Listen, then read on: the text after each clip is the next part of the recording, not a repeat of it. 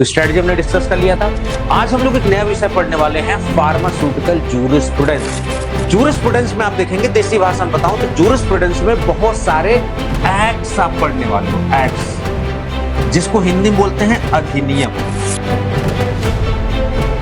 ठीक है, कानून क्या होता है, एक्ट क्या होता है, बिल क्या होता है, अमेंडमेंट क्या होता है, government bill, private bill, constitution, ये सब बातें जो हम लोग आज पहली क्लास है इस सब्जेक्ट की, तो बहुत समझेंगे। आपको खाता हूं क्योंकि आप मोटिवेट हो कि आपने सही प्लेटफॉर्म चूज किया, आपने सही मेंटर को जिम्मेदारी दी है अपनी तकदीर बदलने के लिए, अपना जोर ज्ञान लिखने के लिए। क्योंकि अकेले इस बैच को मैंने अकेला पढ़ाया हुआ था, ये मेरे द्वारा पढ़ाया हुआ बैच, उसमें रैंक वन में लेके आए हैं। यहाँ पर सारी टीम रही, हमारी सब टीम रही, रिजल्ट वन ऑफ द शानदार रहे हैं, ताकि आपको पता हो कि जो है रिजल्ट शानदार आपके आएंगे। चलिए, तो आज का हमारा क्लास का मुद्दा क्या होने वाला है, वो सब सारी चीजें।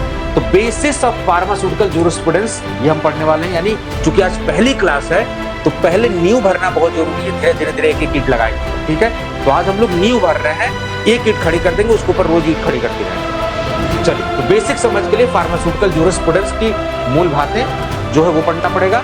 उसके बाद कैसे फार्मास्यूटिकल लेजिस्लेशन इंडिया में, यानी कि कैसे चीजों की उत्पत्ति हुई, कैसे चीज आगे बढ़ी, भारत में फार्मास्यूटिकल कानून की उत्पत्ति और प्रकृति, इसके बारे में हम लोग आज मिलने पढ़ने वाले हैं। तो पेशेंसली आपको पढ़ना है। ठीक है, चलिए, ये सब सारी चीजें पढ़ेंगे, फिर हम लोग क्या संभावित प्रश्न उन सब के बारे में पढ़ेंगे। चलो फटाफट,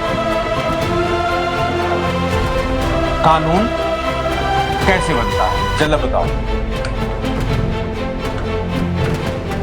इसका सवाल का जवाब फटाफट। क्योंकि भारत सरकार ने एक दवाई से संबंधित औषधि जांच समिति का गठन किया, जिसको बोलते हैं ड्रग इंक्वायरी कमेटी, और बहुत इंपॉर्टेंट है क्योंकि यही कमेटी है जिसकी वजह से ड्रग्स एंड कॉस्मेटिक एक्ट आया, इसी कमेटी की वजह से आज आप फार्मेसी कर रहे हो, इसी कमेटी की वजह से इंडियन फार्माकोप आया, सब कुछ इसी कमेटी का, इस बारे में जाना बहुत जरूरी है। तो अपेक्षित प्रश्न क्या हमसे पूछे जा सकते वो जरा देखते हैं। चलो सवाल आता फटाफट लगा दें। सर, भारत में औषधि नियंत्रण से संबंधित पहली समिति कौन सी? अब पिछले साल के सर सवाल क्या आए थे वो जरा देख लेते हैं। रियल क्वेश्चन इस टॉपिक पे क्या आए थे उसको जरा देखते हैं। आपको नहीं लगता कि ये ढूंढने में समय लगता है? टीचर निचोड़ रहा है जहां अपनी, ये समझ लो। किया गया था भारत सरकार के वायसराय द्वारा, ये सवाल पूछ लिया गया जो इटावा में यूपीएमएस खुला है उत्तर प्रदेश वाला संस्था, उसमें 2023 में पूछ लिया। ठीक है, और सॉरी 2024 वाले पूछ लिया, और एसएसबी टीएसआई एग्जाम सीमा सशस्त्र बल में भी पूछा गया है 2023 में ये क्वेश्चन। ड्रग्स अकेडमी एप्लीकेशन में बहुत सारी चीजें आप लाभ ले सकते हो। सोशल मीडिया पर फॉलो करना है। टेलीग्राम किए कि नहीं सब्सक्राइब किए? टेलीग्राम जाके ड्रग्स अकेडमी, डिस्क्रिप्शन में लिंक भी डालूंगा, ड्रग्स अकेडमी यूट्यूब से भी कर लेना। इंस्टाग्राम पे फॉलो करते रहो। ठीक है, ड्रग्स अकेडमी को बिल्कुल निचोड़ के रखना है। ओपन एमसीक्यू प्रैक्टिस करो, सब्सक्राइब करके रखो इसको। ओपन जॉब से जॉब के अपडेट लो। Drugs pharma, D pharma, B pharma, pharma की प्रिपरेशन, फार्मासिस्ट की पूरी फ्री में। और ये रहा मेरा नंबर जिससे आप मुझे करेक्ट कर सकते हैं। चलिए, सो काफी सारे लोग जो है जुड़ चुके हैं। वेट करते हैं जरा 1-2 मिनट का, बाकी लोग भी जुड़ जाएं, क्योंकि बहुत ही इंपॉर्टेंट सेशन होने वाला है। कल हमने स्ट्रेटजी सेशन बात किया, वो बहुत ही जरूरी है, क्योंकि कैसे आगे की रणनीति होगी, कैसे पढ़ना है, क्या पढ़ना है। आजकल की सिचुएशन में ये मटेरियल बहुत सारा, सब लोग यूपी फार्मासिस्ट की तैयारी करा रहे हैं, सब लोग डीआई की तैयारी करा रहे हैं, लेकिन आपको किसकी बात समझ में आ रही है, किसका सिलेक्शन रेशियो बेहतर है, उन सब पे किस टीचर की बात आपको समझ में आ रही है। तो स्ट्रेटजी हमने डिस्कस कर लिया था। फिर हमने पिछले सेशन में स्टार्ट किया था फार्माकोलॉजी की, वन ऑफ द बेस्ट। तो आपने फार्माकोलॉजी भी पढ़ी होगी, लेकिन हमने जो फार्माकोलॉजी पढ़ाया उसमें आपको चीजें डिफरेंस नजर आई होंगी। ठीक है, आज हम लोग एक नया विषय पढ़ने वाले हैं, फार्मास्यूटिकल जूरिस्प्रूडेंस। ठीक है, चलिए, तो बता दीजिए आवाज और वीडियो सब कुछ ठीक है, ताकि हम लोग स्टार्ट करें। बाकी लोग भी जुड़ जाएंगे, अगर नहीं जुड़ जाएंगे तो बाद में कभी भी देख सकते हैं, कोई दिक्कत नहीं है। आवाज और वीडियो फटाफट जो है क्लियर करिए। ठीक है, चलिए, अब देखिए, इस बीच कई सारी बातें आई, दो तरीके से चीजें हैं।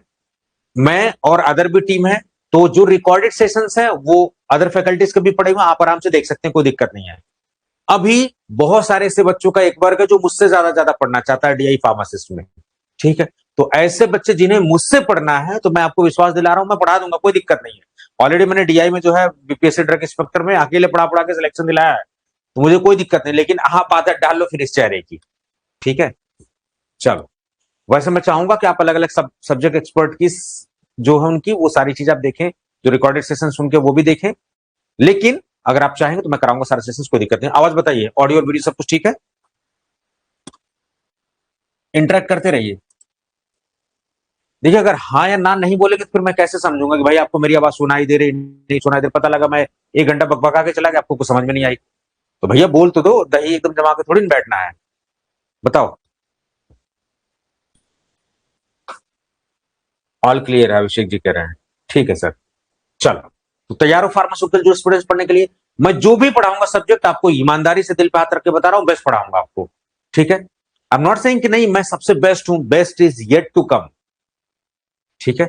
चलो, आज हम लोग पढ़ने वाले हैं फार्मास्यूटिकल जूरिस्प्रूडेंस। बिल्कुल एकदम कमर की पेटी जो है कस लीजिए, क्योंकि हवाओं का रुख बदलने वाला है। बदलने वाला इधर से है। फार्मास्यूटिकल जूरिस्प्रूडेंस, फार्मास्यूटिकल जूरिस्प्रूडेंस ये एक ऐसा विषय है जो फार्मासिस्ट हो, जीपैट हो, डीआई तीनों जगह कॉमन आता है। फार्मास्यूटिकल के क्षेत्र में जो लॉज हैं, जो कानून हैं, जो इथिक्स हैं, बहुत देसी भाषा में पढ़ाऊंगा। हर कोई चीज जो है एक कानून का होना बहुत जरूरी है। अगर कानून सम्मत होती है या कानूनी तरीके से चलती है, जैसे मान लीजिए हम लोग एक समाज में रह रहे हैं, अगर कानून ना हो तो अराजकता फैल जाए, एक दूसरे को सब मारने काटने लगे, कोई किसी की बात ही ना सुने। तो एक सिस्टमैटिक ऑर्डर चलने के लिए, दुनिया व्यवस्थित तरीके से चलती रहे, उसके लिए कानून का होना कुछ हद तक जरूरी है। ठीक है? चलिए, जूरिस्प्रूडेंस में आप देखेंगे, देसी भाषा में बताऊं तो जूरिस्प्रूडेंस में बहुत सारे एक्ट्स आप पढ़ने वाले हो। एक्ट्स, जिसको हिंदी में बोलते हैं अधिनियम। ठीक है? कानून क्या होता है, एक्ट क्या होता है, बिल क्या होता है, अमेंडमेंट क्या होता है, government bill, private bill, constitution, ये सब बातें जो हम लोग आज पहली क्लास है इस सब्जेक्ट की, तो बहुत समझेंगे, आपको बोर नहीं होना है। आप अगर 1-1.5 घंटा दोगे तो बहुत इत्मीनान से अच्छे समझोगे, क्योंकि इस सब्जेक्ट की जो पहली क्लास होती है, हमेशा मैं उसमें समय लेता हूं, क्योंकि अगर मैं नहीं सही से नहीं भरूंगा तो फिर आपकी सारी बिल्डिंग ढह जाएगी, कोई मतलब नहीं है। इसलिए मुझे पढ़ा लेने देना। फॉर्मेट ये है, मैंने बताया था आपको कि बीच बीच में भी आप पूछ सकते हो, सबसे लास्ट में हम लोग डाउट सेशन रखेंगे। बिना डाउट क्लियर किए हुए नेक्स्ट क्लास में नहीं जाएंगे। एक्सपेक्टेड क्वेश्चन क्या, उस पर बात करेंगे, फिर क्या क्वेश्चंस पिछले साल आए वो सब बातें करेंगे। सारी बात हम लोग इस वीडियो में करने वाले हैं। चलिए स्टार्ट करते हैं। फार्मास्यूटिकल जूरिस्प्रूडेंस यानी फार्मास्यूटिकल फील्ड में, यानी फार्मेसी फील्ड में एक ऐसा विषय है जहां पर कानून की बात की जा रही है, क्योंकि भाई फार्मेसी पेशा जो है उसको भी तो किसी कानून के तहत आना पड़ेगा। यानी कि जो दवाइयों का हम वितरण कर रहे हैं, दवाइयां जो बना रहे हैं, दवाइयों को जो डिस्पेंस कर रहे हैं, ये सब भी तो किसी कानून सम्मत तरीके से होता होगा, यानी कानूनी तरीके से होता होगा। तो इसके लिए जो सबसे इंपॉर्टेंट कानून है वो है ड्रग्स एंड कॉस्मेटिक्स एक्ट, यानी दवाओं से रिलेटेड और जो कॉस्मेटिक सौंदर्य प्रसाधन वाली जो चीजें हैं, उन सब के लिए कानून, सबसे इंपॉर्टेंट कानून यही है। इसके बारे में हम लोग पढ़ने वाले हैं। ठीक है? तो सबसे पहले हम लोग इस सब्जेक्ट में, बाकी चूंकि आप फार्मेसी प्रोफेशन में, तो आपके डॉक्टर से भी बातचीत होती है, नर्सिंग स्टाफ से भी बात होती है, अदर हेल्थ केयर प्रोफेशनल से, यानी कि हमें एज ए फार्मासिस्ट हमारी क्या जिम्मेदारी वो भी पता होना चाहिए, और हमें लोगों से कैसे पेश आना है। अगर हम फार्मेसी में रह रहे हैं तो कानूनी दायरे में रहते हुए हमें कैसे अदब करना, व्यवहार करना है, जिसको बोलते हैं कोड ऑफ फार्मास्यूटिकल इथिक्स।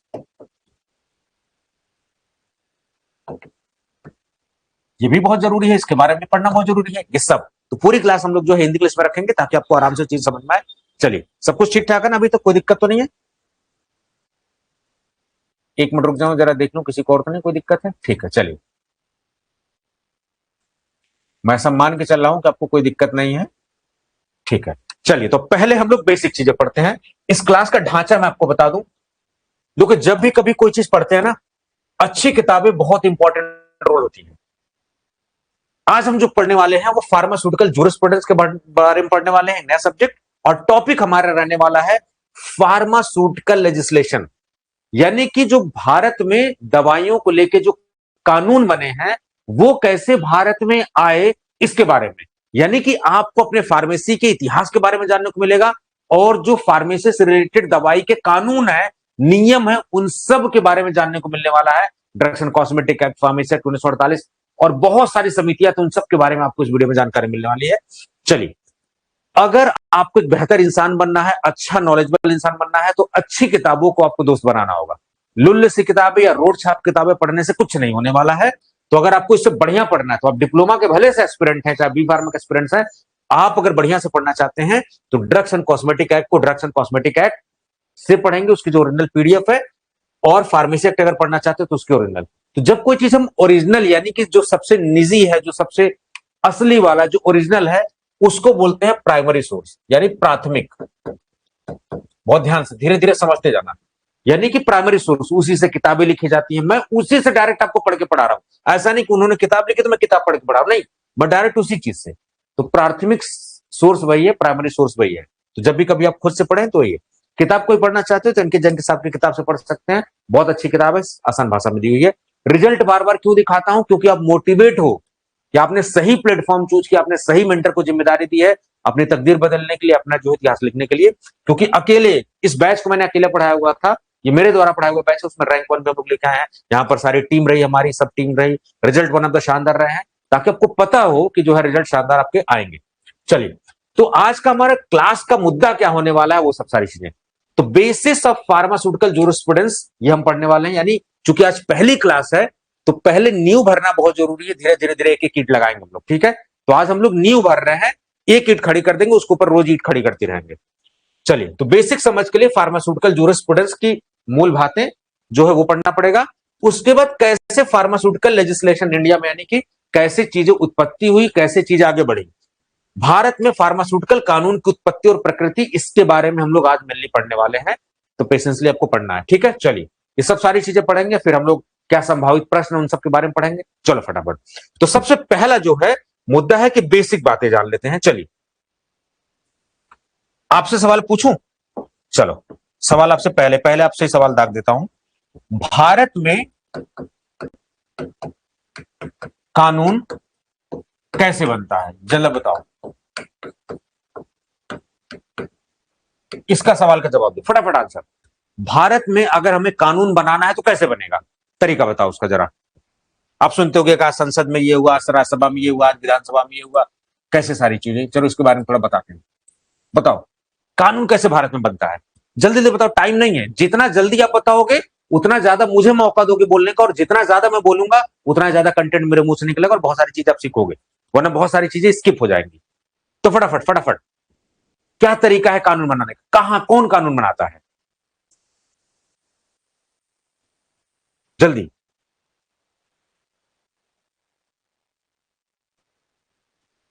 बहुत जल्दी। चलो पहले समझ लेते हैं सरकारें कैसे बनती है, सरकारें कितनी होती है, बहुत जरूरी बेसिक चीजें। सरकार, देखो जो सरकार होती है ना, वो अलग अलग देशों में अलग अलग सिस्टम हो सकती है। भारत में क्या है, पार्लियामेंट्री सिस्टम है, पार्लियामेंट्री सिस्टम। और कुछ देशों में राष्ट्रपति वाला सिस्टम है, प्रेसिडेंशियल सिस्टम। अब यहां दो बातें प्रमुख है, सीखना बहुत जरूरी है। आप कहोगे सर जूरिस्प्रूडेंस में क्यों है, बहुत जरूरी है। देखो, एक होता है हेड ऑफ द स्टेट, बड़े बड़े अंग्रेजी सुनकर डरना मत, एकदम बिल्कुल एकदम एकदम आसान तरीके से सिखाऊंगा, बस खाली पेशेंसली पढ़े रहो एकदम। हेड ऑफ, आप कहोगे सर डिप्लोमा लोग कितना टिपिकल क्यों सिखा रहे हो, भाई साहब अच्छे से एग्जाम निकालना है तो थोड़ा सीखना पड़ेगा। हर चीज तैयारी की नहीं होती, बेसिक समझ, एक जागरूक नागरिक बनना भी जरूरी है। और एक होता है head of government, head of government यानी सरकार का प्रमुख राज्य। देखो पॉलिटी में राज्य का मतलब होता है देश या कोई एक एंटिटी, ठीक है। तो हेड ऑफ द स्टेट यानी कि उस देश का प्रमुख और सरकार का प्रमुख, दोनों बातें अलग होती हैं। जैसे पार्लियामेंट्री सिस्टम है, कहां से लिया गया है, ब्रिटेन से, क्योंकि अंग्रेजों ने हमारे ऊपर शासन किया। तो हमारे यहां कौन सा सिस्टम है, पार्लियामेंट्री सिस्टम। और पार्लियामेंट्री सिस्टम में हेड ऑफ स्टेट और हेड ऑफ गवर्नमेंट दोनों अलग अलग होते हैं। तो हमारे हेड ऑफ द स्टेट कौन है, राष्ट्रपति, महामहिम राष्ट्रपति। हेड ऑफ द गवर्नमेंट कौन है, हमारे प्रधानमंत्री वर्तमान मोदी जी। और ताकत किसके पास है वास्तव में, यहां पर प्रधानमंत्री के पास है। तो जब किसी भी देश का head of state, head of government दोनों अलग अलग हो, ऐसे सिस्टम को बोलेंगे पार्लियामेंट्री सिस्टम, जो कि कहां से लिया गया था, जीएसबी आपको पढ़ा दे रहा हूं, ब्रिटेन से। लेकिन वहीं पर प्रेसिडेंशियल सिस्टम में head of the state, head of the government एक ही व्यक्ति होते हैं, जैसे डोनाल्ड ट्रंप। तो ये जो ट्रंप चाचा बैठे हैं, जो पूरी दुनिया में मिसाइल पे मिसाइल मारे पड़े हैं, वो प्रेसिडेंशियल सिस्टम से हैं। समझ गए, ये बातें समझ में आ गई। चलो भाई साहब, दूसरा, अब सरकारों को अगर विभाजित करोगे तो 3 लेवल पे विभाजित होती हैं।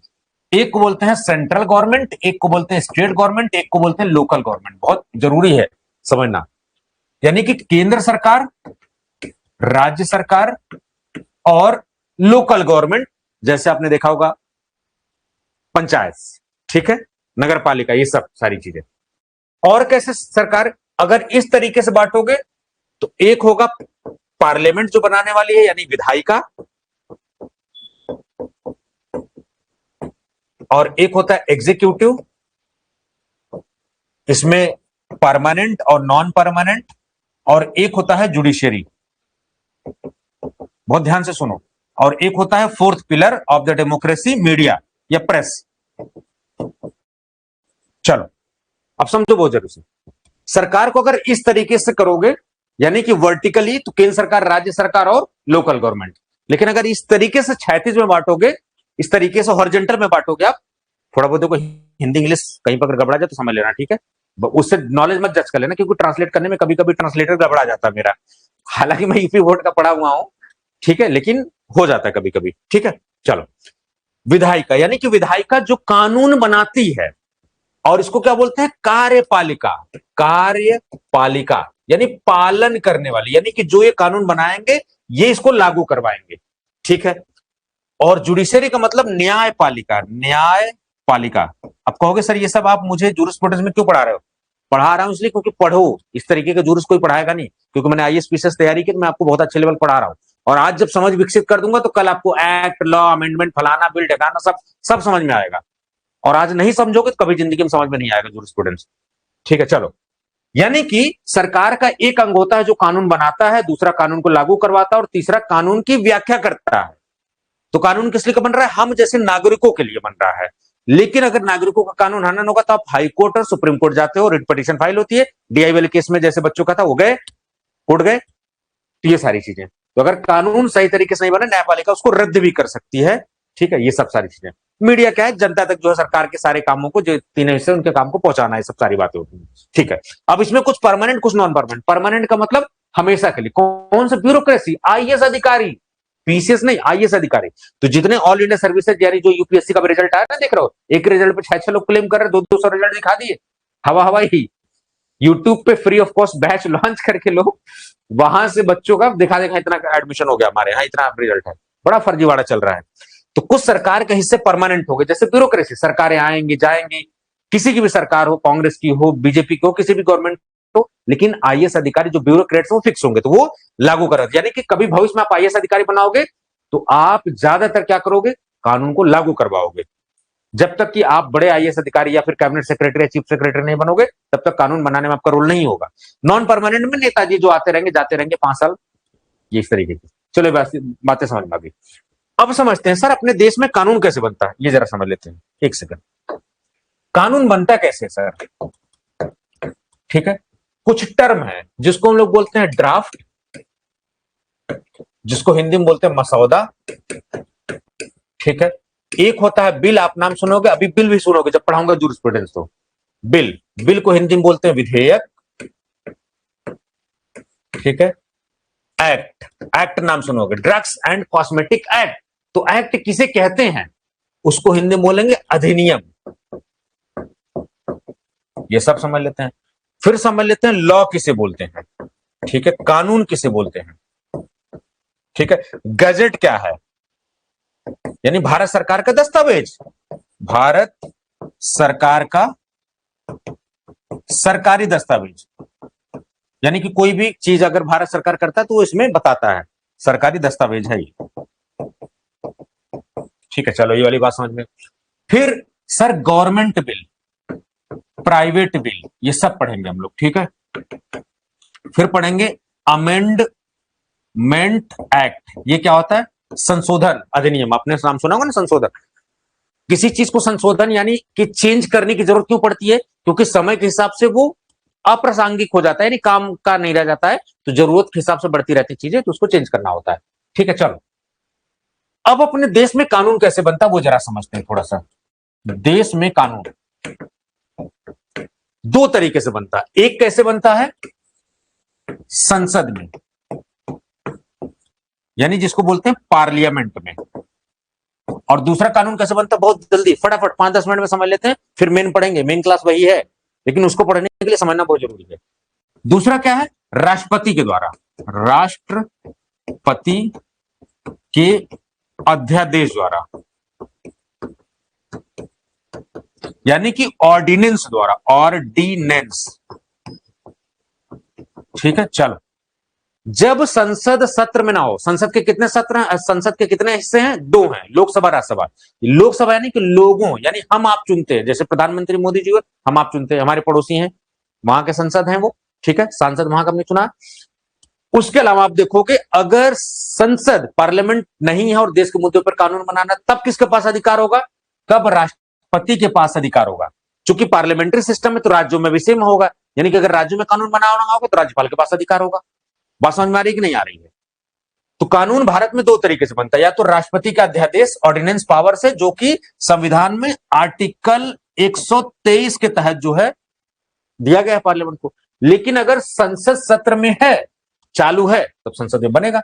लेकिन अगर संसद सत्र में नहीं तो राष्ट्रपति के अध्यादेश, जैसे किसान कानून आपने देखा होगा, संसद के थ्रू नहीं वो बना था, पहले राष्ट्रपति द्वारा लागू किया, फिर संसद में पास कराया गया। इसका मतलब अगर राष्ट्रपति के अध्यादेश द्वारा कोई कानून इंडिया में बनता है तो उसको वैधता देने के लिए, उसको अमली जामा पहनाने के लिए, उसको कानूनी रूप से देने के लिए संसद से पास कराना बहुत जरूरी है। चलो, अब बनता कैसे कानून वो थोड़ा समझ लेते हैं। यानी कि जो ड्रग्स एंड कॉस्मेटिक एक्ट आया 1940 में, तो भारत के संसद से ही आया होगा ना, तो कैसे आया वो जरा समझते हैं।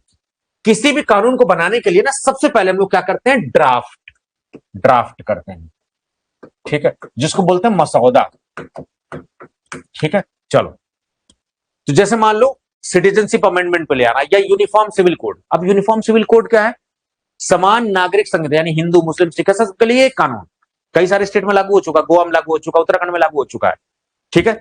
तो किसके लिए हो रहा है, हमारे ऊपर कानून है। इसीलिए आप देख रहे होगे कि जब भी कोई कानून सरकार लाती है तो उस पर पब्लिक ओपिनियन बहुत जरूरी है। पब्लिक ओपिनियन यानी लोगों की राय क्या है, क्योंकि हमारे लिए कानून ला रहा हो, हमसे राय नहीं लोगे तो जाहिर सी बात उस पर विरोध होगा। तो कोई भी मसौदा कानून बनाने के लिए पहले मसौदा तैयार होता है, फिर पब्लिक ओपिनियन के लिए रखा जाता है, उनसे राय मशवरा लिया जाता है, फिर उसके बाद जो है इसको बिल के फॉर्म में, यानी कि पार्लियामेंट में विधेयक के फॉर्म में, विधेयक के फॉर्म में यानी बिल के फॉर्म में पार्लियामेंट के हाउस पर टेबल किया जाएगा कि आज ये बिल राज्यसभा या लोकसभा में जो है पेश किया गया, यानी टेबल किया गया।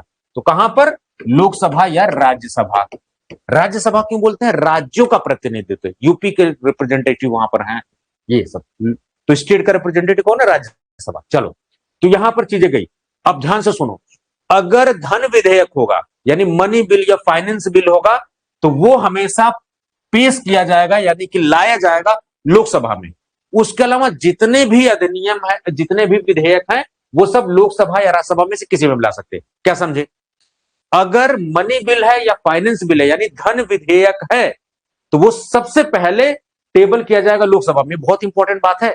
उसके अलावा जितने भी कानून है पहले लोकसभा में लाओगे तो राज्यसभा में जाएगा, राज्यसभा से लाओगे लोकसभा में, दोनों से पास होना पड़ेगा। लेकिन धन विधेयक जो है हमेशा आएगा पहले लोकसभा में, फिर राज्यसभा में आएगा। इस बात को नोट कर लेना अगर नहीं पता हो तो, ठीक है। चलो, ये वाली बात। अच्छा सर, ये बिल कितने प्रकार का होता है, सर एक गवर्नमेंट बिल होता है, एक प्राइवेट बिल होता है, private member bill, government bill. अच्छा सर, अब जैसे राजनाथ सिंह जी हैं, अपने गृह मंत्री अमित शाह जी हैं, ये लोग सरकार के हिस्से हैं।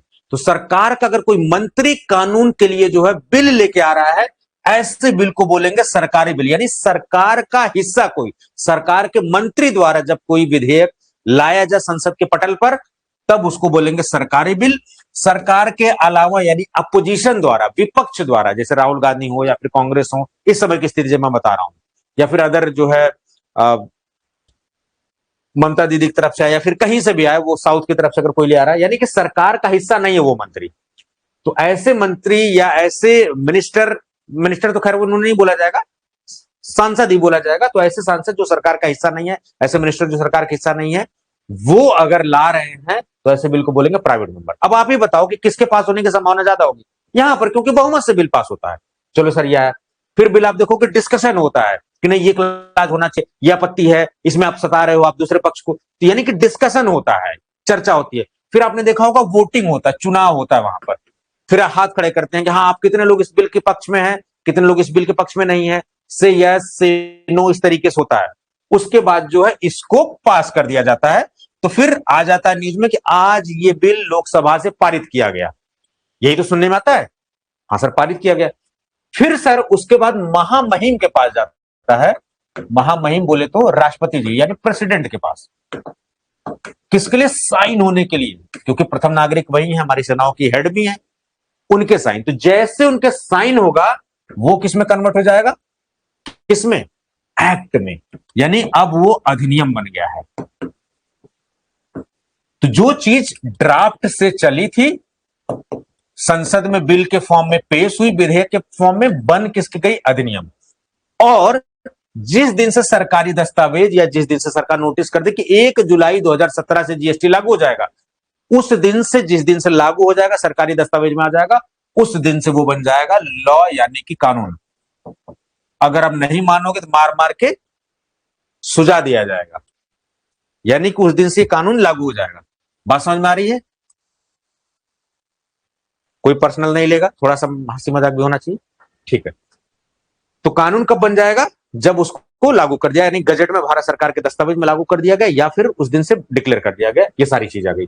अब कहोगे राष्ट्रपति साहब से साइन कराने की, मान लो गलती से कोई कानून अगर सरकार पे पेश करा ले या पास करा ले वो जबरदस्ती, तो एक चेक एंड बैलेंस का काम होता है, फिर न्यायपालिका उसको सारी चीजें देखते हैं। चलो ये वाली बात आपके समझ में आ गई? चलो ये सब सारी बातें समझ में आ गई, ये लॉ और ये सब सारी चीजें। चलो सर, गवर्नमेंट प्राइवेट बिल ये सब समझ में आ गए। अमेंडमेंट एक्ट, जैसे देखोगे ये कानून ना, अब आप ध्यान दो, अगर तो पहले क्या था? इंडियन पीनल कोड, आईपीसी, तहजीरात हिंद दफा 302 के तहत आपको सजा सुना जाए। बड़ी बॉलीवुड मूवी देखा था ना वो, तो पहले आईपीसी था, फिर सीआरपीसी था। ये सब क्या था? आईपीसी का मतलब सजा कैसे सुनाई जाएगी, यानी सजा, मान लो किसी ने मर्डर कर दिया तो धारा 302 लग गई उस समय। अब तो अलग आ गया, अब इसकी जगह क्या आ गया है? भारतीय न्याय संहिता। अब आईपीसी नहीं है, क्योंकि आईपीसी 1860 का कानून था, इस समय के संदर्भ कानूनों के अंग्रेजों के समय बना हुआ था, तो क्या अब 2026 में लागू होगा? नहीं, तो इसलिए उसकी जगह बीएनएस लाया गया। सीआरपीसी को हटा के क्या लाया गया? बीएनएसएस लाया गया। तो जो भी कोई मर्डर या कुछ भी करेगा उसको धारा बीएनएस की लगेगी, यानी जो अपराध है उसके लिए कौन सी धारा वो मेंशन्ड है बीएनएस में, लेकिन उसका कैसे ट्रायल होगा, कैसे सबूत रखा जाएगा, कैसे सजा सुनाई जाएगी, वो सब किसमें? सीआरपीसी यानी बीएनएसएस में जिक्र है। तो किसी ने मर्डर कर दिया तो मर्डर के लिए 302 लग रहा है, तो वो आईपीसी के तहत या बीएनएस के तहत लग जाएगा, लेकिन कैसे उसको सजा सुनाई जाएगी, कैसे फांसी में लटकाया जाएगा, कैसे आजीवन कारावास दिया जाएगा, वो सब जो है वो बीएनएसएस के तहत होता है। ये बात समझ में आ गई बात? ये सब सारी चीजें, चलो ठीक है। यानी कि जब कानून बनाया गया था तब के हालात अलग थे। अब सोच के देखो कि 1940 का कानून बना हुआ है, 1947 में देश आजाद हुआ है, पहले अंग्रेजों की क्या हालत थी? हमको प्रताड़ित करना, परेशान करना। क्या हमारे लिए कानून बना के गए? नहीं। तो अब क्या 2026 में यही कानून चलेगा? इसमें बदलाव की जरूरत नहीं है। कोरोना 2019-20 में आ गया, उसके बाद चीजें बदली नहीं है। तो बदलाव कब होता है? जब हमारी जरूरत अलग होती है, पिछले सिस्टम में खामी होती है, तो प्रकृति ही जो है अपना बदलाव करती है। ये सारी बेसिक बातें आपने समझ ली। अब समझते हैं हम लोग जो है सारी चीजें, ठीक है। चलो अब हम आते हैं ड्रग्स एंड कॉस्मेटिक एक्ट। अब समझ में आ रहा होगा, यहां से पढ़ते हैं। चलो ये बेसिक समझ लेके हम लोग जो है आज पढ़ने वाले हैं यहां पर। तो ये वाला हिस्सा मैंने जो आपको पूरा पढ़ा दिया बेटर अंडरस्टैंडिंग के लिए। अब एक्ट क्या है, अमेंडमेंट एक्ट क्या है, ये सब सारी चीजें आप बातें समझ जाओगे, ठीक है। चलो सर अब ये वाला पढ़ते हैं कि सर आज जो फार्मेसी है, आज diploma, B pharma, pharm D, PhD, दुनिया भर की डिग्री है, फार्मेसी पूरी है, दवाओं को अच्छे से रेगुलेट किया जा रहा है, लाइसेंस जारी होता है, कोई मर मरा जाता है तो उसको भी कंपनसेशन दिया जाता है, जिम्मेदार ठहराया जाता है। लेकिन क्या 1940 में जब ये कानून बना था ड्रग्स एंड कॉस्मेटिक एक्ट, यानी आजादी से पहले, क्या ऐसी स्थिति थी? तो चलिए झांक के देखते हैं जरा इतिहास के कुछ पन्नों में क्या थी स्थिति हमारी। चलो तो हमारी आप देखोगे ये जो मॉडर्न मेडिसिन है, जो ये अंग्रेजी जिसकी आप फार्मेसी की तैयारी कर रहे हो, तो अंग्रेजी वाली दवाई क्यों बोलते हैं अंग्रेजी दवाई? क्योंकि इसको अंग्रेज लेके आए थे भाई साहब, इसीलिए इसका नाम अंग्रेजी दवाई पड़ गया है। और आधे बच्चों को पता नहीं कि सर अंग्रेजी दवाई किसको बोलते हैं, फार्मासिस्ट कौन किसको बोलते हैं, वो समझ में नहीं आ रहा। तो ये जो आज आधुनिक सिस्टम है, यानी अंग्रेजी वाला सिस्टम है, वो कैसे आया? तो आप देखोगे पुराने समय में सबसे पुराना सिस्टम क्या था? लोग फूल, पत्ती, पेड़, पौधे यही सब यूज कर करके क्या करते थे? चीजों को ठीक कर लेते थे। और उन सब में सबसे पुराना सिस्टम आपको कौन दिखाई देगा? आयुर्वेद, ठीक है। आयुर्वेद आपको जो है सबसे पुराना सिस्टम दिखाई देगा, यानी कि आयुर्वेद सिस्टम जो है सबसे पुराना सिस्टम आपको दिखाई देगा। लेकिन चूंकि पेड़, पौधे, पत्तियां, इन सब से चीजें निकाली जाती थी, तो वो बहुत ज्यादा पोटेंट नहीं थी। पोटेंट का मतलब क्या होता है? कहानी की तरह समझो, जो मेन मुद्दा होगा मैं लिखवा दूंगा, अभी इसको कहानी की तरह समझोगे तब समझ में आएगा। यानी कि आयुर्वेदिक सिस्टम तो है, लेकिन पेड़, पौधे, फूल, पत्तियां, सब सारी चीजें यूज होती थी, लेकिन वो पोटेंट नहीं होती थी। सर पोटेंट का मतलब क्या हुआ? यानी कि कोई चीज कम डोज में, अगर कोई चीज 1 mg आपने दी और बहुत तेज काम कर रही है, वो ज्यादा पोटेंट हो गई। कोई चीज 100 mg खाने के बाद भी उतना असर नहीं दे, तो वो पोटेंट ज्यादा नहीं है। पोटेंट का मतलब कम डोज में ज्यादा असर कर दे, इसको बोलते हैं पोटेंट। ठीक है, चलो ये बातें समझ में। तो जब ज्यादा पोटेंट नहीं थी तो ज्यादा इस पर कंट्रोल करने की जरूरत नहीं थी, लेकिन इसीलिए जो है दवाइयों पे ज्यादा कानून ये सब सारी चीजें नहीं होती। तो उस समय आप आयुर्वेद वाले सिस्टम में देखो, कानून वानून ज्यादा होता था? नहीं होता था सर। लेकिन सर, लेकिन बाद में सर एलोपैथिक सिस्टम आया, जिसको बोला गया पश्चिमी मेडिसिन, अंग्रेजी मेडिसिन या आधुनिक दवाएं। आधुनिक दवाएं बोली गई उसको, वेस्टर्न मेडिसिन बोली गई, अंग्रेजी दवाई बोली गई। क्यों? क्योंकि इसको लेके आए थे भाई साहब अंग्रेज। और हमारे भारत से अगर नक्शे दुनिया में देखोगे, थोड़ा सा देख लेते हैं, ये पूरा ग्लोब है, ठीक है, ये आपका जो है क्या, इक्वेटर, ठीक है, भूमध्य रेखा, पूरे पृथ्वी को, भू को आधे आधे हिस्सों में बांट दिया। ऐसी काल्पनिक रेखा है, ऐसी कोई रेखाओं का नहीं है, ठीक है। तो हमारा भारत कहां है? यहां पर, ये, ठीक है, ये वाली बात समझ गए आप। इधर पे पूरा रूस वाला हिस्सा, ये सब सारा देखो कि ये वेस्टर्न, यानी भारत के पश्चिम में है, तो ये पश्चिमी देश कहलाए, यानी यूरोप, फ्रांस, ये सब सारे देश इन सब के पास, ठीक है, ये पश्चिमी देश। क्योंकि यहां से भारत में आया तो इसलिए इसको वेस्टर्न मेडिसिन बोला गया। चूंकि अंग्रेज इसको पहली बार लेके आए तो अंग्रेजी दवाई का सिस्टम बोला गया इसको। चूंकि ये आयुर्वेद से ज्यादा एडवांस उस समय बोला गया कि नहीं, जल्दी जल्दी चीजें ठीक करता है, ये ज्यादा एडवांस समझ में आ रहा है। हालांकि अब रियलाइज होता है कि आयुर्वेदा सिस्टम बहुत अच्छा है अपने आप में भी, ठीक है। तो यहां पर उसको आधुनिक पद्धति वाला बोला गया, ठीक है, ये सब सारी चीजें बोली गई, ठीक है। लेकिन जब ये सिस्टम आया तो शुरुआत में बड़े लोगों के लिए था, यानी कि जो राजा महाराजा थे उन लोगों के लिए था। लेकिन जब आप देखोगे जैसे 19वीं शताब्दी आई, उसके बाद धीरे धीरे जो है नॉर्मल पब्लिक के लिए भी खोल दिया गया। नहीं भैया, सब लोग दवाई यूज कर सकते हैं। तो आज जो गप से थैले में से निकालते हो या फिर स्ट्रिप खोल के खा लेते हो, ऐसा नहीं था। पैसा देने के बाद भी दवाई नहीं मिलती थी, बड़े बड़े राजा महाराजाओं के लिए था, बाद में खोला गया सबके लिए जो है दवाई, ये सब सारी चीज, ठीक है। तो 20वीं शताब्दी तक आते आते सर्विस कॉन्सेप्ट, यानी कि सभी लोगों के लिए खोल दे, चलो ठीक है यार, सब लोग दवाई यूज कर ले। लेकिन जब कोई चीज आएगी ना तो अपने साथ समस्या भी लेके आएगी। तो जब ढेर सारी दवाएं बनने लगी तो उसी समय देखो कि लोग फर्जी भी मारने लगे, उल्टे पुल्टे दवा, फ्रॉड तरीके की दवा, फेक दवा, सब जो है सारी चीजें दवाएं जो है बांटने लगे ये सब। और इंडिया डंपिंग मार्केट बन गया। कोई कुछ भी कहीं से आता था, ला के यहीं पटक देता था, और यहां कोई कानून उन्होंने तो सब चल जाता था। देखा होगा ना कि भैया सब बिकता है भारत में, खाली बेचने वाला होना चाहिए, सब बिक जाता है। इसका मतलब क्या है? भारत का मजाक उड़ाया जा रहा है। इसका मतलब यहाँ कानून वानून ढंग का नहीं है, दवाई को लेकर कुछ भी लाओ यहाँ पटक दो, ठीक है। उस समय क्या सिचुएशन थी? अनक्वालिफाइड प्रोफेशनल, यानी कोई फार्मासिस्ट नहीं है जिसके पास डिग्री उग्री कुछ नहीं है, सब चीड़ फाड़ किए बैठे हैं, सब दवाई वाई बांटे पड़े हैं, सब सारी सारी चीजें हो रही थी। उसको बोलते थे झोला छाप फार्मासिस्ट या झोला छाप डॉक्टर या कंपाउंडर बोलते थे। हालांकि अब कई लोग क्रिटिसाइज कर सकते हैं, भैया अगर जिसको हम झोला छाप कहते हैं, अगर ये लोग ना हो, अब तो क्वालिफाइड पर्सन फार्मासिस्ट आ रहे हैं जी, और सारे डॉक्टर्स आ रहे हैं, अगर ये ना हो तो गांव में कितने लोगों की जान मारी जाए, ये भी स्थिति देखने होगी। क्या डॉक्टर की अवेलेबिलिटी, क्या बड़े बड़े अच्छे अच्छे डॉक्टर गांव में जाना चाहेंगे? नहीं जाना चाहेंगे, ठीक है। तो वहां पर वही सारी चीजें आती है। तो भारत की स्थिति क्या थी सर? भारत की स्थिति ये थी कि सर 1919 का जो जहर वाला कानून है, पॉइजन एक्ट लागू था। और उस समय याद करो कि देश आजाद नहीं हुआ था, तो इंडियन पीनल कोड यानी आईपीसी के कुछ प्रावधान थे, और उसको छोड़कर राज्यों में, थोड़े बंगाल में कोई कानून था, छोटे मोटे कानून थे, लेकिन ये सब प्रभावी नहीं थे, यानी निष्क्रिय थे। तो जब दवाइयां आ गई हैं, दवाइयों पे कोई कंट्रोल नहीं है, कानून ढंग का है नहीं, तो आपको नहीं लगता कि कानून की जरूरत होगी? इसीलिए कानून बनाने की जरूरत हुई।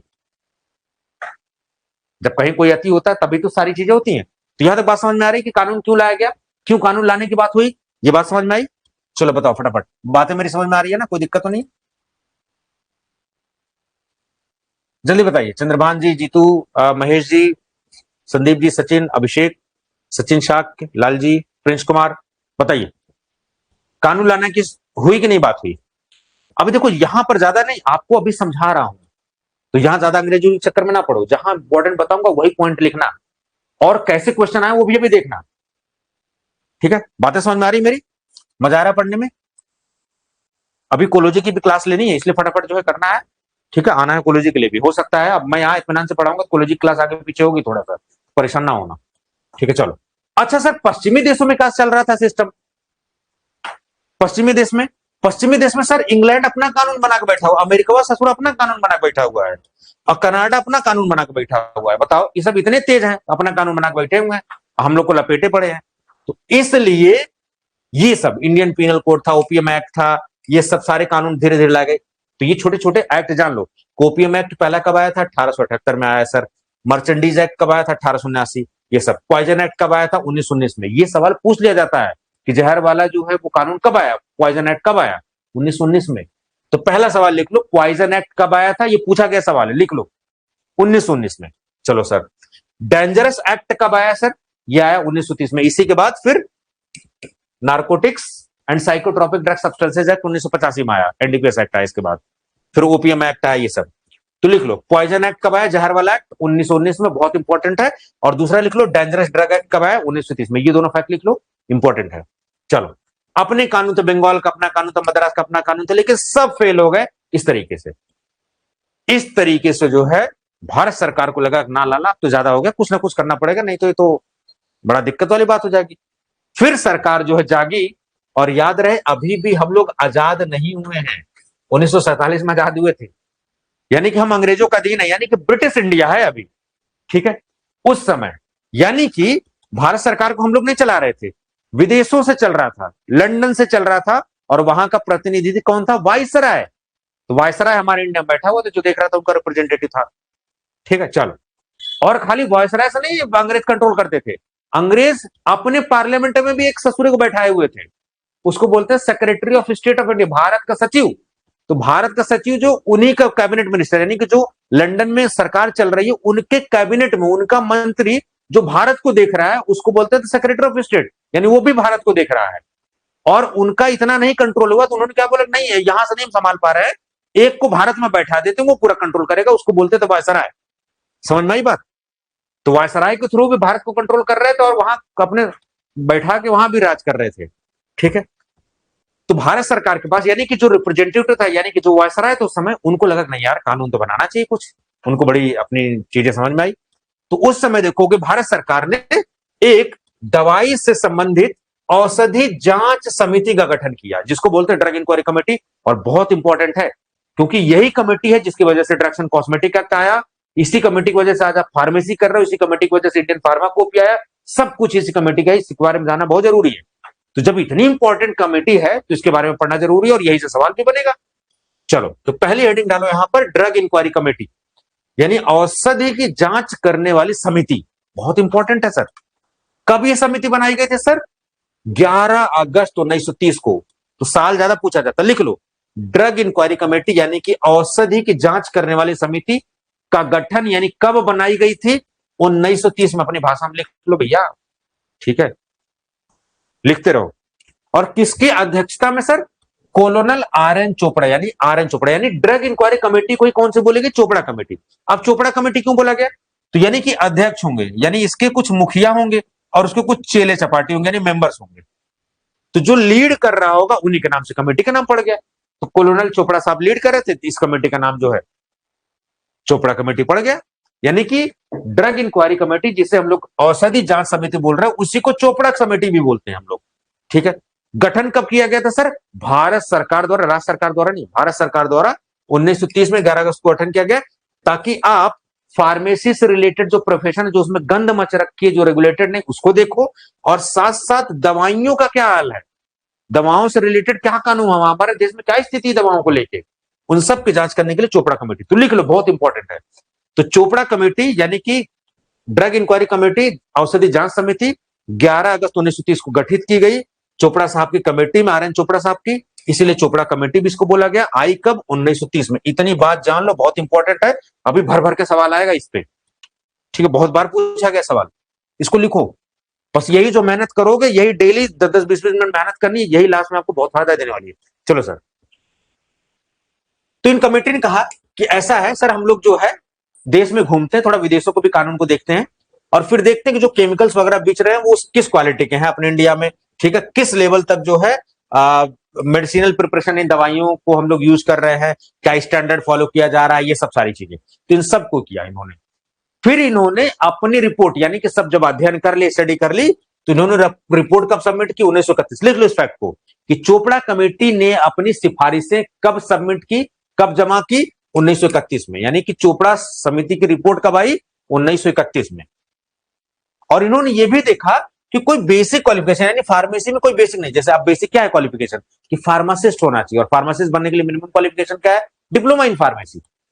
तो आज ये क्यों हुआ? क्योंकि इनकी कमेटी के बाद ही तो इन्हीं ने सिफारिश दिया था, तभी जाके सारी चीजें आई।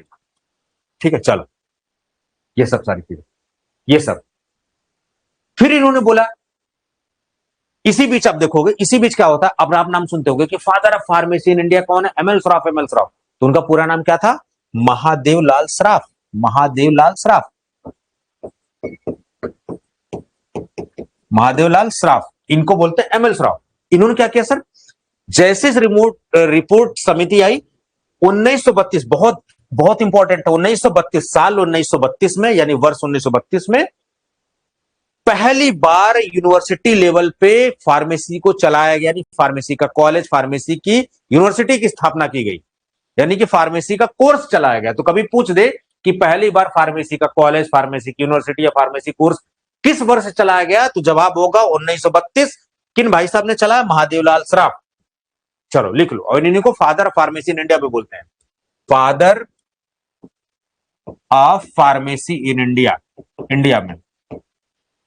चलो लिख लो, बहुत जरूरी है, बहुत इंपॉर्टेंट बात है, लिखो इसको, क्वेश्चन आएगा यहीं से, फटाफट फटाफट। चलो सर, ये सब बातें समझ ली, ठीक है सर। फिर देखोगे यूनाइटेड प्रोविंस एसोसिएशन आया। यूनाइटेड प्रोविंस किसको बोला जाता है? आज का यूपी, यूपी को यूनाइटेड प्रोविंस, संयुक्त राज्य प्रांत पहले बोलते थे, और उसी को जो है इंडियन फार्मास्यूटिकल एसोसिएशन। तो आज हमारे फार्मेसी की सबसे बड़ी संस्था क्या है? Indian pharmaceutical association.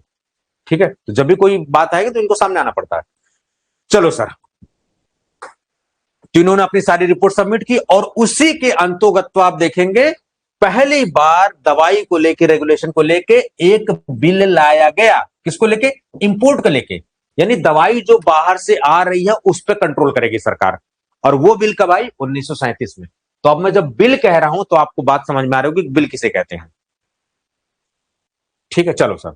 और बाद में यही बिल जो है पास होके ड्रग्स एंड कॉस्मेटिक एक्ट हो गया। ये ड्रग्स एंड कॉस्मेटिक्स एक्ट 1940, और इसके नियम कब आए सर?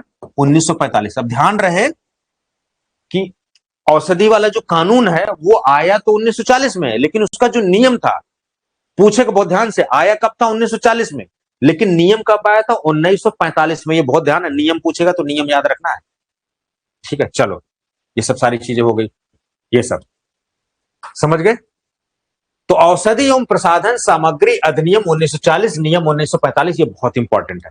अब सुन लो सर, अब ये स्थिति नहीं, अब चीजें बदल चुकी हैं। क्या सर बदल चुकी? थोड़ा सा ये भी घटना समझ लेते हैं, इस घटना को भी, क्या बदली है सर चीजें, थोड़ा सा समझ लो सर। 1940 में जब आया था तो इसका क्या नाम था? ड्रग्स एंड कॉस्मेटिक्स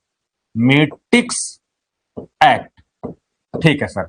और इसका 1945 में इसका रूल आ गया सर, रूल्स। ठीक है, किसका? ड्रग्स एंड कॉस्मेटिक एक्ट का। तो कभी पूछे कि ये जो ड्रग्स एंड कॉस्मेटिक, यानी कि जिसको औषधि एवं प्रसाधन सामग्री अधिनियम बोला गया है, ये कब पास हुआ था, कब पारित हुआ था, कब लागू हुआ था, इस तरीके का सवाल आए तो आंसर होगा 1940। लेकिन सर इसका नियम कब आया था? नियम आया था 1945 में, बहुत जरूरी, लिख लो इसको। अब क्या बदला हुआ सर? याद रहे कि जब वो पास हुआ था तो वहां पर ड्रग अलग कैटेगरी है, कॉस्मेटिक अलग कैटेगरी है।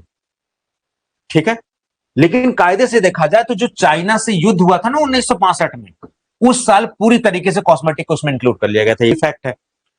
और सर अब स्थिति यह है कि सर 2020 में, क्योंकि दवा अपने आप में बहुत बड़ा सेगमेंट है, बहुत कानून उसको देखने की जरूरत है। जैसे आप देखो, अभी बिहार के, बंगाल के कुछ हिस्से को काट के जो सीमांचल बनाने की कोशिश हो जा रही, यूपी काट के उत्तरांचल, तो प्रशासनिक असुविधा हो रही थी, जल्दी से हम चीजें शासन नहीं कर पा रहे थे।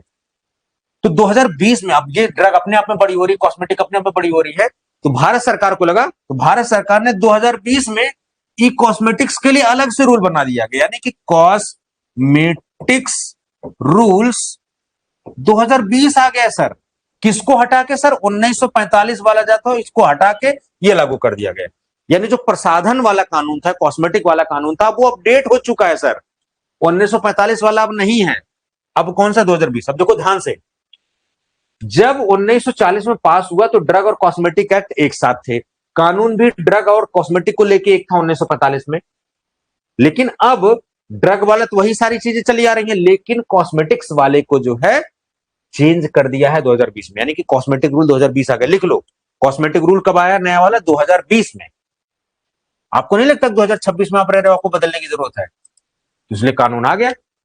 चलो सर, चलो अब ये सब ड्रग्स एंड कॉस्मेटिक एक्ट हम लोग अगले लेक्चर पढ़ेंगे। आज हम लोग को बेसिक है कैसे कानून आया, तो ये सब पूरा जो है समझ लो। अब समझ लो कि जो ड्रग्स एंड कॉस्मेटिक एक्ट है ये 23 में, यानी कि उस साल 1940 में 23वें नंबर का कानून था, यानी इससे पहले 22 पास हो चुके थे। 10 अप्रैल 1940 को लागू किया गया, ताकि बाहर से जो दवाएं आ रही, यानी आयात जो हो रही हैं, आयात, और जो चीजें बना रहे हो, जो चीजें वितरित कर रहे हो, बांट रहे हो, वितरण, वितरण, जो चीजें बांट रहे हो ये सब का जो रेगुलेट किया जाए। और ध्यान रहे कि इसमें क्या नहीं डील किया गया? एक्सपोर्ट, यानी कि जो इंडिया से बाहर दवाएं जा रही हैं, यानी कि निर्यात, आ रही हैं तो आयात, जा रही हैं तो निर्यात, आ रही हैं तो आयात इंपोर्ट, जा रही हैं तो एक्सपोर्ट। एक्स का मतलब छोड़ रही है, भैया छोड़ के चलेगी तभी तो एक्स है। एक्स का मतलब छोड़ के चली गई ना, ठीक है। चलो तो एक्सपोर्ट 7 शेड्यूल में। अब ये कहोगे सर ये 7वीं अनुसूची क्या है? देखो जो अपना संविधान है ना, वो किताब की तरह है जिसको हम लोग फॉलो करते हैं। तो अगर मान लो कुछ पढ़ना होगा तो किताब में कैसे चैप्टर वाइज, अध्याय वाइज चीजें होती हैं, वैसे उसको अनुसूचियों में बांट दिया गया। तो 7वीं अनुसूची क्या है भारतीय संविधान की? कि सर केंद्र सरकार पे कौन कानून बनाएगा? पहली सूची। सर राज्य पे कौन कानून बनाएगा? दूसरी सूची। सर केंद्र और राज्य दोनों मसलों पे कौन कानून बनाएगा? ये सब जिक्र कहां है? भारतीय संविधान में। ठीक है, चलो अब आज स्थिति क्या है कि ड्रग्स एंड कॉस्मेटिक पूरे इंडिया में लागू होता है। 5 अगस्त 2019 के बाद जो है जम्मू कश्मीर को शामिल किया गया पूरी तरीके से भारत में। ठीक है, सारी चीजें, तो सारी दवाओं के वितरण और इन सब पे सारे प्रयोग करना, लेकिन एक्सपोर्ट यानी जो दवाएं इंडिया से बाहर जा रही थी, जो एक्स थी, उस पर हमारा कोई कंट्रोल नहीं है, इसलिए हम लोग एक्सपोर्ट पे कोई कंट्रोल नहीं है। समझ गए कि नहीं?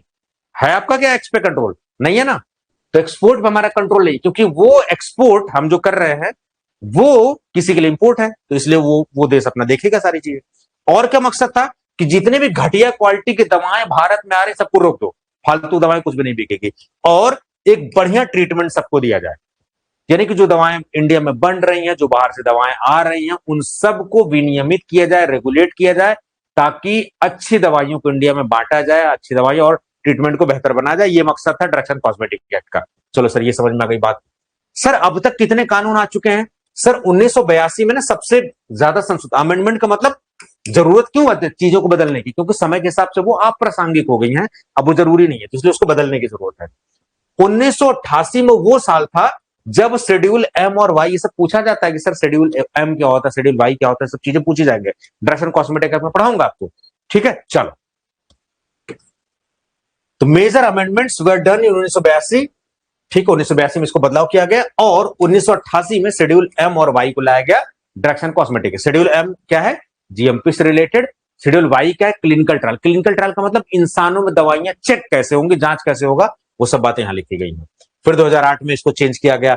अब देखो एक और कैटेगरी आपको सुनने में आएगा कि सर अभी तो दवाओं वाली कैटेगरी थी, सर सौंदर्य प्रसाधन यानी कॉस्मेटिक वाली थी, सर अब एक और कैटेगरी मेडिकल डिवाइसेस। आपने देखा होगा ना, हार्ट में ये एक पेसमेकर लगा रहता है, दुख दुखी आपके मेंटेन करता है, वो पेसमेकर लगा रहता है। कोई चीज आप चेक करते हो जो मेडिकल डिवाइसेस की वो है, किट्स हैं किसी भी बीमारी को चेक करने की, वो सब क्या होती है? Medical devices. तो आजकल मेडिकल मशीनें भी आ रही, जो इंसुलिन कलम की तरह से घुमा घुमा के ऐसे कोच लो, वो जो इंसुलिन की पेन आ रही है आजकल, तो सूंघने वाली इंसुलिन सिप्ला लॉन्च करने वाली है। ये भी न्यूज आपको करंट दे रहा हूं, सिप्ला बहुत जल्दी सूंघने वाला इंसुलिन मार्केट में लाने आ रही है। उसका ब्रांड नेम बताओ किस नाम से आ रही है? क्या वो फ्रेजा के नाम से आ रही, किस नाम से आ रही बताना, इसको बहुत जरूर सोचना, ये बहुत इंपॉर्टेंट दे रहा हूं लाइव क्लास में। तो मेडिकल डिवाइसेस अपने आप में कैटेगरी है कि उसके लिए 2017 में कानून कभी पूछ दिया जाए कि मेडिकल डिवाइसेस यानी कि कौन सी डिवाइसेस? वो जो पेसमेकर वगैरह होती हैं, वो जो इंसुलिन हम लगा रहे हैं वो भी एक डिवाइस है, ठीक है, जिससे दवाएं हम लोग शरीर में दे रहे हैं वो भी डिवाइस है, उसके लिए एक अलग कानून। अच्छा सर, जो इंसानों पे जो जांच हो रही है उसके लिए तो कानून था ही, लेकिन सर 2019 में ना उसमें भी बदलाव किया गया। तो कभी पूछ दिया जाए कि जो इंसानों में जांच होती है दवाइयों का, यानी कि नया क्लिनिकल ट्रायल को लेकर जो कानून आया था भारत में, वो कब आया है नया वाला? सर 2019 में। और सौंदर्य प्रसाधन को लेकर नया कानून 2020 में आ गया। यही कुछ बातें हैं, थोड़ा सा लिख लो इसको। ठीक है, चलो सर, इन चैप्टर्स में मैं अभी आज इसमें बात नहीं करने वाला हूं, मैं अगले डायरेक्शन कॉस्मेटिक में पढ़ूंगा। इतने अध्याय में इसको बांटा गया पूरी सारी चीजें। चलो सर, अब सुनो, ये जो फार्मेसी है आपको, जिससे के तहत आपको बी फार्मा डी फार्मा को एलिजिबल किया गया, जिसके तहत आपका रजिस्ट्रेशन होता है, जिसके तहत आपको मौका मिलता है फार्मासिस्ट बनने का, ये कैसे आया सर? आज diploma B pharma M pharma सब हो गया, पहले तो नहीं था सर, कॉलेज ही नहीं था, तो फिर कैसे आ गया? उसके लिए एक बहुत इंपॉर्टेंट कमेटी है जिसको बोलते हैं सर जोसेफ भोरे, यानी कि भोरे समिति। तो भोरे समिति की अध्यक्षता में फार्मेसी के एजुकेशन को भी रेगुलेट करने के लिए 1946 में एक समिति, लिख लो, यानी कि फार्मेसी अधिनियम, यानी कि फार्मेसी के क्षेत्र में सुधार के लिए एक कमेटी का नाम था, उसका नाम था भोरे कमेटी। किसके अध्यक्षता में? सर जोसेफ भोरे। कब लाई गई? 1946। बहुत इंपॉर्टेंट, लिखो फटाफट इसको, मैं साइड हो जाता हूं। ठीक है, थोड़ा सा स्लो पढ़ाता हूं, कुछ कुछ बच्चों को ना हो सकता है ना हवा लग रही हो, या लग रहा हो कि नहीं बहुत तेज हो रहा है। ठीक है, चलो परेशान ना हो, कॉलेज की क्लास थोड़ी सी लेट कर देंगे, अगर ज्यादा लेट होगा तो कोई बात नहीं, कल दिन में ले लूंगा, टेंशन ना लो ज्यादा। ठीक है, जो पढ़ो अच्छे से पढ़ो। अब मैं पढ़ाऊंगा, क्योंकि मैं अब जब रज बस चुका हूं तो बहुत अच्छे से पढ़ाऊंगा मैं, जल्दीबाजी वाला काम नहीं है। 2 के बजाय कल 3 पढ़ लेंगे यार, दोपहर में कर लेंगे, सुबह कर लेंगे क्लास, कोई दिक्कत नहीं, अपन कोई सिलेबस खत्म करना, कोई टेंशन वाली बात नहीं, इतना लोड मत लो।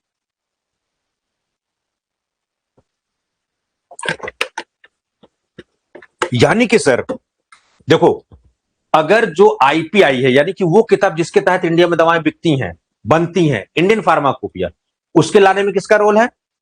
चोपड़ा साहब कमेटी। फार्मेसी के क्षेत्र में भी चोपड़ा कमेटी का रोल है। सर दवाई वाले कानून, उसमें भी चोपड़ा कमेटी। लेकिन अगर पूछा जाए कि फार्मेसी जगत में अगर विशेष योगदान किसी कमेटी का है, तो चोपड़ा कमेटी के साथ साथ और किसका रोल है? भोरे कमेटी का। क्योंकि 1946 में, और इन्होंने कहा भाई साहब कि जो भी फार्मासिस्ट होना चाहिए वो क्वालिफाइड होना चाहिए, यानी कि D pharma, B pharma, M pharma, PhD होना चाहिए। तो मिनिमम क्वालिफिकेशन जो है, इसका मतलब कि कोई कुछ भी दवाई बांट रहा था जो क्वालिफाइड नहीं था, जिसके पास डिग्री नहीं थी, तो क्वालिफाइड फार्मासिस्ट होना चाहिए। से thank you to the Joseph Bhore. तो आज अब हम लोग डिप्लोमा करके बैठे हुए हैं, बी फार्मा करके बैठे हुए हैं, इन्हीं की बदौलत। ठीक है, चलो भोरे कमेटी। ठीक है, ये सब सारी चीजें, तो चोपड़ा कमेटी, भोरे कमेटी। और देखोगे अब इन्हीं दोनों के, अब ये दोनों भाई साहब मिल गए एक साथ, अब इन दोनों ने फटाफट रिकमेंडेशन देनी स्टार्ट की, और जिसके बाद देखोगे फार्मेसी एक्ट 1948 लाया गया। तो फार्मेसी से रिलेटेड जो कानून आया सर, किस साल में आया? 1948 में। लिखो फटाफट ये बात। अब एक्ट कहूंगा, अधिनियम कहूंगा, समझ में आ जाएगा ना। फार्मेसी से संबंधित जो अधिनियम था वो कब आया था सर? 1948 में। पीसीआई नहीं, फार्मेसी से रिलेटेड। इसी के तहत तो आप रजिस्ट्रेशन करते हो ना, कि registered as pharmacist as per the provision of pharmacy act 1948। तो आज आप डिप्लोमा करके रजिस्ट्रेशन करा के बैठे हुए हो, वो किसकी वजह से? सर फार्मेसी एक्ट 1948 की वजह से। समझ गया लाला? चलो अब कुछ कुछ चीजें आपको क्लियर कर देता हूं। कई कई बच्चों को ना बड़ी दिक्कत होती है, क्या? उन्हें यही नहीं पता सर डिग्री क्या होता है, सर डिप्लोमा क्या होता है, सर मार्कशीट क्या होता है, सर सर्टिफिकेट क्या होता है, सर लाइसेंस क्या होता है। आधे लोग को नहीं पता, मजाक की बात नहीं है, नहीं पता है भाई। आपने जो किया है वो डिप्लोमा किया, यानी कि शॉर्ट टर्म कोर्स। जब उसी को डिटेल में करने लगोगे तो उसी को डिग्री, जैसे बी फार्मा बोल दिया गया। तो जब उसकी मार्कशीट जो होगी, अंक पत्र, उसको ये बोलेंगे। लेकिन जहां पर आपके माई का नाम, आपके दादा का नाम, आपने कब किया, आपका क्या एवरेज रहा, क्या परसेंटेज रहा, वो सारी बातें जो लिखी रहती है वो सर्टिफिकेट में लिखी रहती है, जिसको हम लोग हिंदी में सनद बोल देते हैं। ठीक है, यही। और जब आप फार्मासिस्ट के तौर पर डिग्री डिप्लोमा कर लेते हो तो आपको अपने फार्मेसी काउंसिल में अप्लाई करना होता है। जैसे आप यूपी के हो तो आपको यूपी के फार्मेसी काउंसिल में रजिस्टर्ड करना होगा। जैसे आप राजस्थान के हो तो राजस्थान के फार्मेसी काउंसिल में रजिस्टर्ड करना होगा। तो आप अपने राज्य के फार्मेसी काउंसिल में जाते हो, वहां पर तो आपको एक मिलता है रजिस्ट्रेशन सर्टिफिकेट। तो अभी जो आप पीसीआई में जो रजिस्टर्ड हो रहे हो वो लाइसेंस नहीं है, वो आपका रजिस्ट्रेशन सर्टिफिकेट है। कंफ्यूजन नहीं होना चाहिए लाला। ठीक है, रजिस्ट्रेशन सर्टिफिकेट है।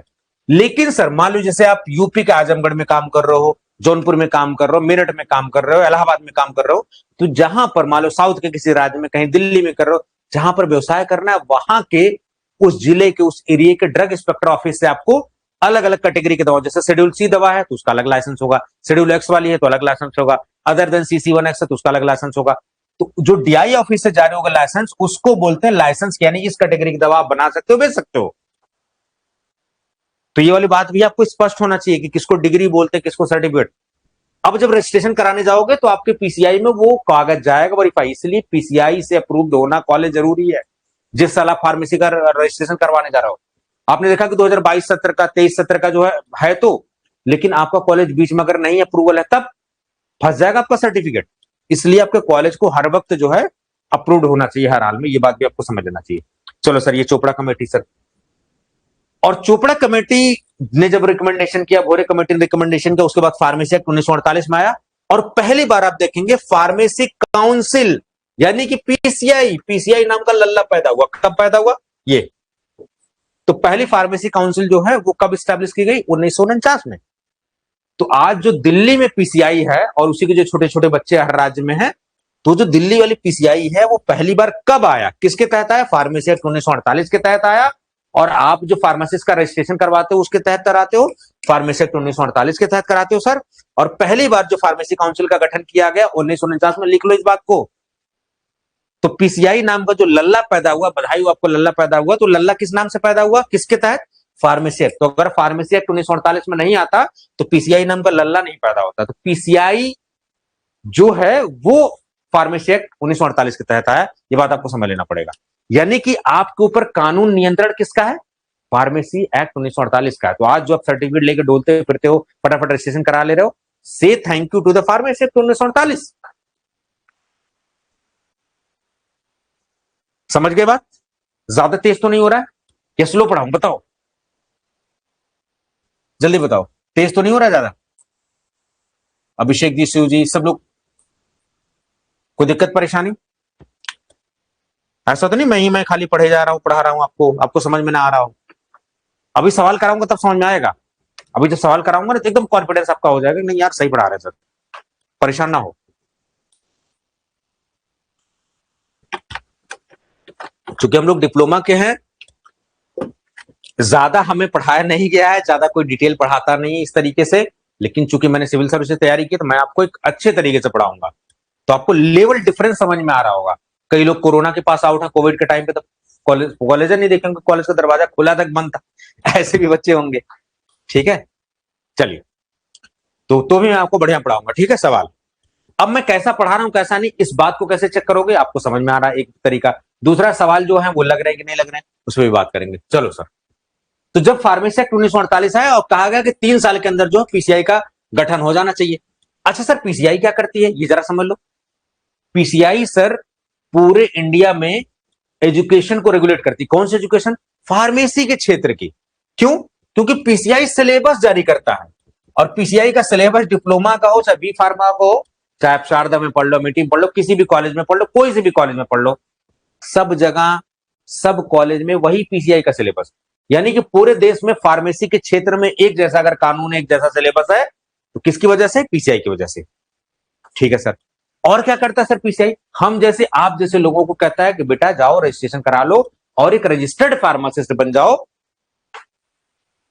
तो रजिस्ट्रेशन फार्मासिस्ट का कौन कराता है? PCI के तहत।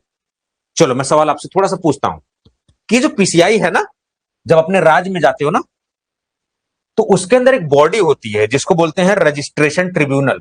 रजिस्ट्रेशन ट्रिब्यूनल, ट्रिब्यूनल यानी रजिस्ट्रेशन करने वाला अधिकरण। ठीक है, ये क्या करता है? ये PCI, हर राज्य के PCI के अंदर 2-4 लोग मिलके अपना एक ट्रिब्यूनल बना लेते हैं। यही लोग फार्मासिस्ट का रजिस्ट्रेशन करते हैं, नमोआ डाल देते हैं लिस्टियम, नमोआ हटा देते हैं, यही लोग करते हैं। तो PCI में आपका जो राज्यों में PCI में नाम डल रहा है, वो डालने काटने का नाम कौन कर रहा है? Registration tribunal. तो कभी पूछ दे कि फार्मासिस्ट का रजिस्ट्रेशन PCI में कौन करता है?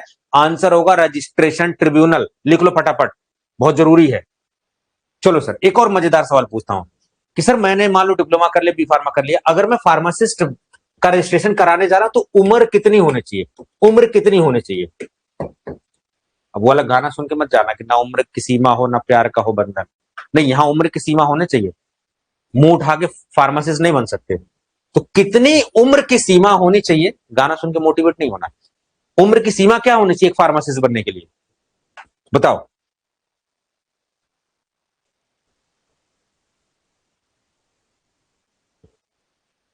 फार्मासिस्ट बनने के लिए, फार्मासिस्ट बनने के लिए कितनी उम्र चाहिए आपको, जल्दी बताओ कमेंट बॉक्स में फटाफट। अभी सब बताएंगे सचिन जी, आंसर सारे लेंगे, परेशान ना हो।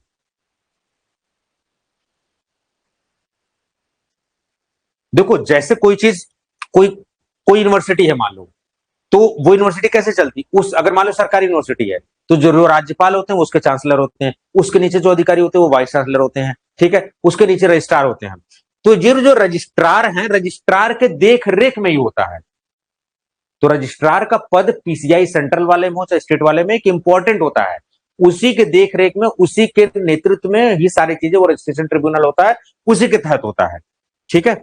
नहीं अभिषेक जी 17 नहीं, 18 साल, 18 साल। ना उम्र की सीमा हो ना प्यार का वो बंधन वाला गाना नहीं सुन के जाना है। फार्मासिस्ट का रजिस्ट्रेशन के लिए जो है मिनिमम उम्र 18 वर्ष होनी चाहिए, आयु आपकी जो है 18 वर्ष होनी चाहिए, 18 ईयर्स।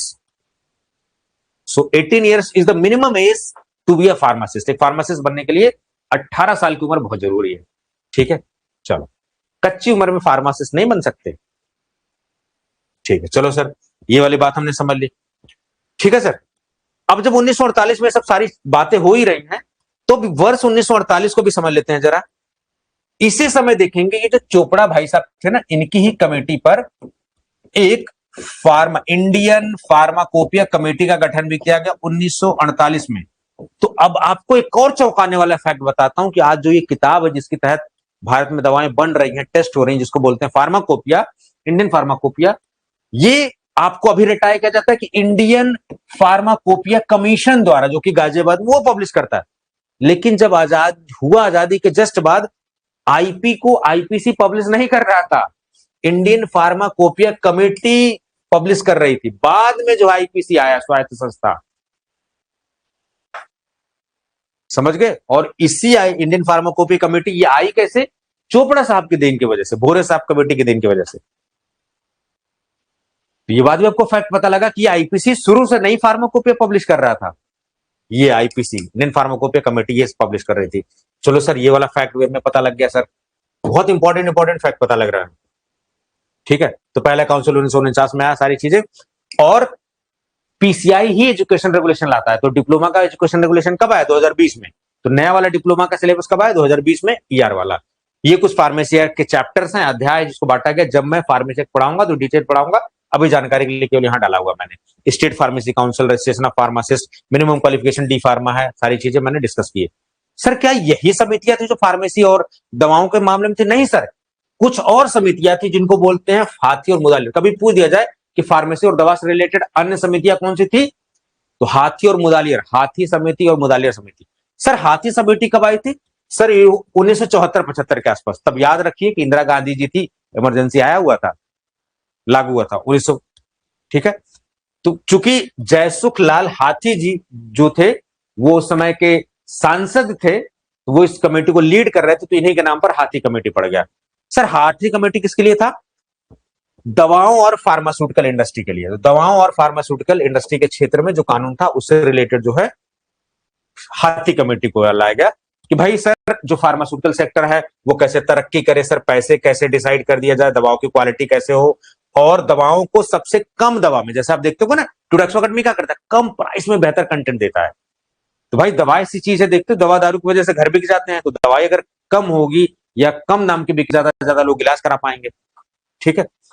दवाओं को सस्ता बनाया जाए, अच्छी क्वालिटी का बनाया जाए, फार्मास्यूटिकल इंडस्ट्री को रेगुलेट किया जाए, इन सब पर रिपोर्ट सबमिट की इन्होंने की हाथी कमेटी ने। चलो सर ये वाली बात भी समझ में आ गई। नेक्स्ट हम लोग देखते हैं सर, तो ये पूरी कमेटी थी, ये आपको इतना डिटेल जाने की जरूरत नहीं है, फिर भी मैंने डिटेल दी। सर मुदालियर साहब की कमेटी भी थी, 1959 में आई है। तो 1959 में मुदालियर साहब की कमेटी आई और उन्होंने इसको बोला हेल्थ सर्वेंट प्लानिंग कमेटी, यानी स्वास्थ्य के क्षेत्र में अच्छे से हॉस्पिटल कैसे बने, फिर प्राइमरी हेल्थ केयर सेंटर्स, यानी जो अभी देखते हो ना सामुदायिक स्वास्थ्य केंद्र, तो आज जो दिख रहा है बहुत अच्छे से, उसमें बहुत बड़ा रोल जो है मुदालियर कमेटी का था। ठीक है, वो सब कैसे अच्छे से काम करे और हमारे भारत की स्वास्थ्य व्यवस्था को कैसे अच्छा बनाया जाए, इसके लिए मुदालियर कमेटी आई थी। ये बात थोड़ा सा आपको जान लेना जरूरी है। ये उनकी रिपोर्ट रही थी, ठीक है। तो निचोड़ ये सब सारी चीजें देखा था। चोपड़ा कमेटी, भोरे कमेटी बहुत जरूरी है। फार्मेसिस्ट 1948 में आया। अब सर कैसे सवाल पूछे जा सकते हैं, सर कैसे सवाल बन सकते हैं? टेंशन ना लो यार। अगर देखो कोलोजी की क्लास अभी थी आपकी 9:15 से थी, 9:15 तो यही बज गया यार। अब जब मैं पढ़ाऊंगा तो अपने रंग में आने में मुझे टाइम लगेगा, तो मुझे ही पढ़ाना, तो टेंशन ना लो। अगर क्लास लेट भी होती तो मुझे पढ़ाना, कोई दिक्कत वाली बात नहीं है। नहीं अगर ज्यादा दिक्कत होगी तो कल सुबह पढ़ लेंगे, दोपहर पढ़ लेंगे, कोई इसमें टेंशन वाली बात नहीं है। लेकिन जो पढ़ो अच्छे से पढ़ो, ठीक है, कोई दिक्कत नहीं। चलो, तो अपेक्षित प्रश्न क्या हमसे पूछे जा सकते वो जरा देखते हैं। चलो अब सवाल आता है, फटाफट लगाते हैं। सर भारत में औषधि नियंत्रण से संबंधित पहली समिति कौन सी थी? Which of the first committee related to the drug control India? Bhore committee, Mudaliar, Chopra committee, Hathi committee, कौन सी थी? बताइए जल्दी।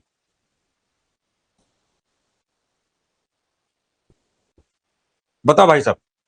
देखो अगर नहीं आंसर बताए तो फिर बहुत गलत हो जाएगा। ये पढ़ाए बने बहुत, एकदम जान निकाल लिया मैंने पढ़ाने में।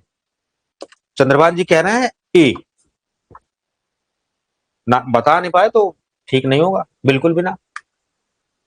तो औषधि नियंत्रण से रिलेटेड यानी कि ड्रग के कंट्रोल से रिलेटेड पहली जो कमेटी थी भारत सरकार में, कौन बनाई गई? ये रहा आंसर सर, और इसका आंसर होगा चोपड़ा कमेटी। अब समझ में आया लाला कि चोपड़ा कमेटी का कितना काम है। तो जो मैं पढ़ा रहा हूं तरीके से सही पढ़ा रहा हूं, ठीक है। चलो, चोपड़ा कमेटी यानी कि चोपड़ा कमेटी को याद रखना बहुत इंपॉर्टेंट है, ठीक है सर। चोपड़ा कमेटी की स्थापना किस वर्ष हुई? किस साल इसको स्थापित किया गया, यानी किस वर्ष आई थी सर? 1925, 30, 35? बताओ जल्दी जल्दी बताओ, किस वर्ष? 1925, 30, 35, 40, किस वर्ष आई? जीतू जी कह रहे हैं सी। नहीं नहीं ना ना ना ना ना। आई कब थी चोपड़ा कमेटी? 1930, अभी तो पढ़ाया। और रिपोर्ट कब इन्होंने सबमिट किया? अपनी जो जांच रिपोर्ट थी ये 1931 में इन्होंने जमा किया। 1930, ठीक है। चल 1930 हो गया। चलो सर ये आंसर है आपका। अरे चोपड़ा की अध्यक्षता में ड्रग इंक्वायरी कमेटी बनाई गई। देखो बार बार सवाल आ रहा है ना चोपड़ा साहब की कमेटी से। ड्रग और कॉस्मेटिक रूल कब बनाए गए? ध्यान से बताओ जल्दी। ड्रग और कॉस्मेटिक संबंधी रूल कब बनाए गए? जल्दी बताओ। 1940, 1945, 1955, 1960? जल्दी जल्दी, फटाफट फटाफट फटाफट फटाफट। अभी प्रीवियस ईयर क्वेश्चन पेपर हुए हैं, 10, 15, 20 क्वेश्चन कराऊंगा मैं। छोड़ दो यार फार्माकोलॉजी की क्लास, अगर छूट जाएगी तो हम थोड़ा समय बात कर लेंगे, नेक्स्ट कर लेंगे, टेंशन ना लो। अभी इस क्लास को अच्छे से पढ़ो, ठीक है। जो पढ़ रहे हो उस पर फोकस करो। ढेर सारा पढ़ने के बजाय जो पढ़ रहे हो सॉलिड पढ़ो उसको, ठीक है, टेंशन ना लो। चलो सर बताओ कब आए सर? 1940 में। भैया रूल पूछ रहा है, रूल रूल।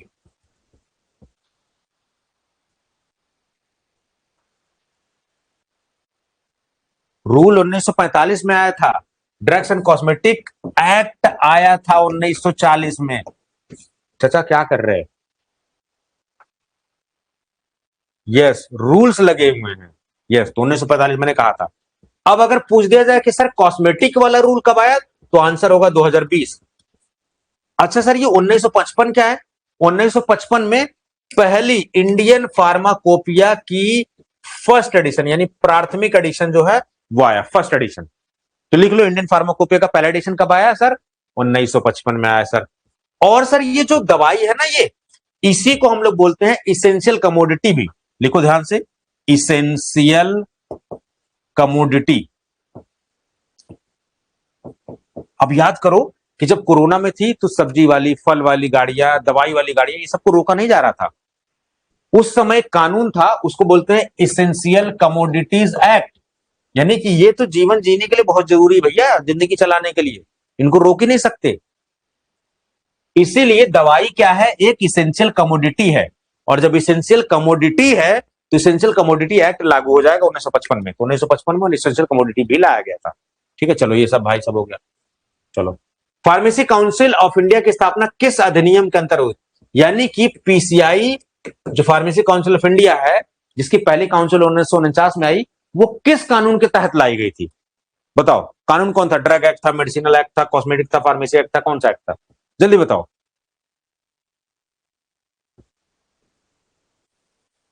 फटाफट फटाफट फटाफट, वी डोंट हैव टाइम। थक गए क्या? थकना नहीं है। अपनी स्थिति, अपने घर की हर स्थिति को आपको चेंज करना है, तो थकना नहीं है। जब आपका टीचर एनर्जेटिक होकर पढ़ा रहा है तो आप कैसे थक सकते हो यार? चलो, कुछ लोग मैदान छोड़ के जा रहे हैं, तो मैदान छोड़ के जाने वालों को योद्धा नहीं बोला गया लाला, उनको इतिहास नहीं याद रखता है ना। मैं यहाँ खड़ा हूं, खाना नहीं खा रहा हूं, आपको पढ़ा के ही जाऊंगा मैं, परेशान ना हो। ठीक है, चलो नेक्स्ट। तो फार्मेसी एक्ट 1948 के तहत ये सारी चीजें आई। भारत में औषधि नियंत्रण के लिए केंद्रीय संस्था कौन सी है? अब सर ये तो मैंने पढ़ाया नहीं, तो कुछ चीजें मैं नहीं पढ़ाऊंगा, कुछ चीजें मुझसे मिस हो जाएंगी, तो भी थोड़ी बहुत जानकारी होना चाहिए कि भारत में दवाइयों का कंट्रोल कौन सी संस्था करती है। आईसीएमआर करता है, एम्स करता है, सीडीएसओ करता है, पीसीआई करता है, कौन करता है बताओ?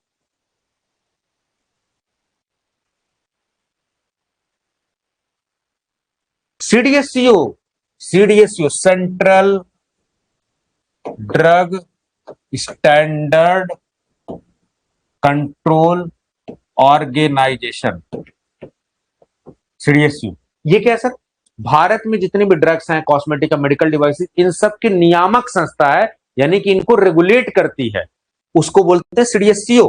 और इन्हीं का हेड कौन होता है? Drug controller general of India, DCGI. इसके मुखिया हैं, इन्हीं के नीचे डीआई सारे काम कर रहे हैं सीडीएससीओ में। यस। नहीं नहीं सचिन जी, आईसीएमआर नहीं देखता है, वो तो Indian council of medical research है, मेडिकल रिसर्च के लिए। यहां पर ड्रग कंट्रोल, दवाओं को पूरे इंडिया में कौन कंट्रोल करता है भारत के लेवल पर? वो कंट्रोल करता है सीडीएससी, और उसके हेड कौन है? DCGI, drug controller general of India. ठीक है, ये चलो सीडीएसयू। यानी कि अगर भारत में कोई दवा आएगी, उसका अप्रूवल कौन देगा, बैन कौन करेगा? सीडीएसयू। इनकी ही कहने पे सरकार बैन करेगी, लेकिन इनका ही रोल रहेगा। चलो सर, ये लागू होने से पहले कौन सी समिति ने सिफारिश की थी? तो ड्रग एंड कॉस्मेटिक एक्ट तो 1940 में आया, लेकिन ये हवा में तो आ नहीं गया, तो इसको सिफारिश किसी ने किया, यानी किसी ने कहा कि भैया इसको लाओ, दवा जैसे मुद्दों पर कानून बनाओ। तो कौन कमेटी ने कहा? हाथी ने कहा, चोपड़ा ने कहा, भोरे कमेटी ने, मुदालियर कमेटी ने? किस कमेटी ने, किस समिति का था ये? जल्दी बताओ, अभी पढ़ा है मैंने। अभी निचोड़ क्या समझ में आ रहा है कि सर ये ड्रग इंक्वायरी कमेटी बहुत है ससुरा, इंपॉर्टेंट है, इसको नहीं पढ़ेंगे तो सवाल नहीं लगेगा। और अभी देखना जो प्रीवियस ईयर के पिछले साल क्या है, सब इसी में धो धो के सवाल आए हुए हैं। Chopra committee, yes, Chopra committee को ड्रग इंक्वायरी कमेटी भी बोलते हैं। चलो सर, अब पिछले साल के सर सवाल क्या आए थे वो जरा देख लेते हैं। रियल क्वेश्चन इस टॉपिक पे क्या आए थे उसको जरा देखते हैं। आपको नहीं लगता कि ये ढूंढने में समय लगता है? टीचर निचोड़ रहा है जान अपनी, ये समझ लो। इस बैच को ईमानदारी से मैं कह सकता हूं कि मैं बहुत अच्छे से पढ़ा रहा हूं, ईमानदारी से पढ़ा रहा हूं। ठीक है, चलो नेक्स्ट पढ़ते हैं हम लोग। पिछले साल पहला क्वेश्चन ये रहा आपके सामने कि किस वर्ष में 11 अगस्त 11 अगस्त, अब बता दूंगा तो आंसर आ जाएगा। 11 अगस्त को ड्रग इंक्वायरी कमेटी का गठन किया गया था भारत सरकार के वायसराय द्वारा। यह सवाल पूछ लिया गया जो इटावा में यूपीएमएस खुला है, उत्तर प्रदेश वाला संस्था, उसमें 2023 में पूछ लिया। ठीक है, और सॉरी 2024 वाले में पूछ लिया, और एसएसबी एएसआई एग्जाम में, सीमा सशस्त्र बल में भी पूछा गया है 2023 में ये क्वेश्चन। बताओ, 1948, 1930, 55, 40, यानी सवाल किससे है? चोपड़ा कमेटी से, ड्रग इंक्वायरी कमेटी से। 11 अगस्त किस साल को गठन किया गया था? जल्दी बताओ। 11 अगस्त 1930। लो आंसर आ गया 1930 फटाक से। यस, देखो एकदम सटीक पढ़ा रहा हूं आपको बिल्कुल। चलो नेक्स्ट, ड्रग इंक्वायरी कमेटी का गठन किया गया था, ये सब सारी चीजें ठीक है, सब डिस्कशन कर चुके हैं हम लोग already. All India pharmaceutical Congress association कब स्टार्ट किया गया? तमिलनाडु में, मार्बी फार्मासिस में। जल्दी बताओ, तब तक मैं पानी पी के आता हूं, फटाफट बताओ।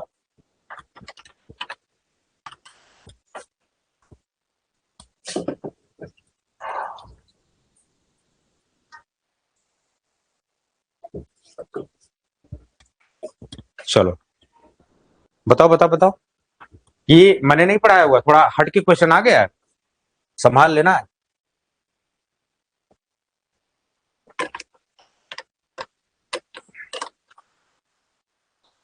बताओ।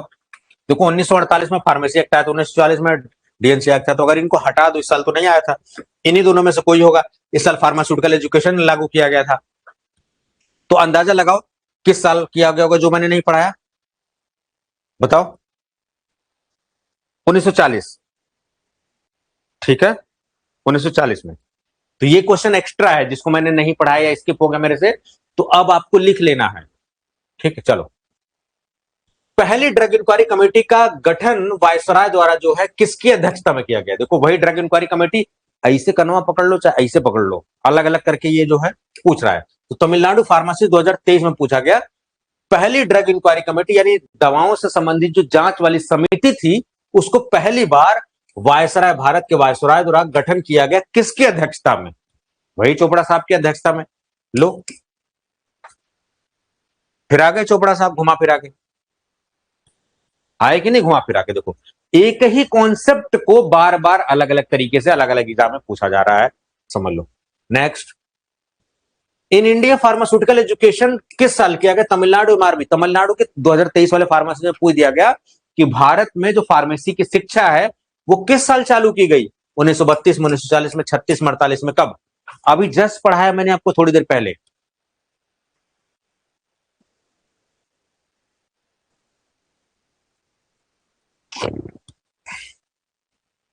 फटाफट फटाफट फटाफट, टेंशन ना लो, फिर सी सियाने वाली आदत गई नहीं। अभी 1932 बताया था ना, 1932। अरे यार, मतलब क्या खा गया गया आज?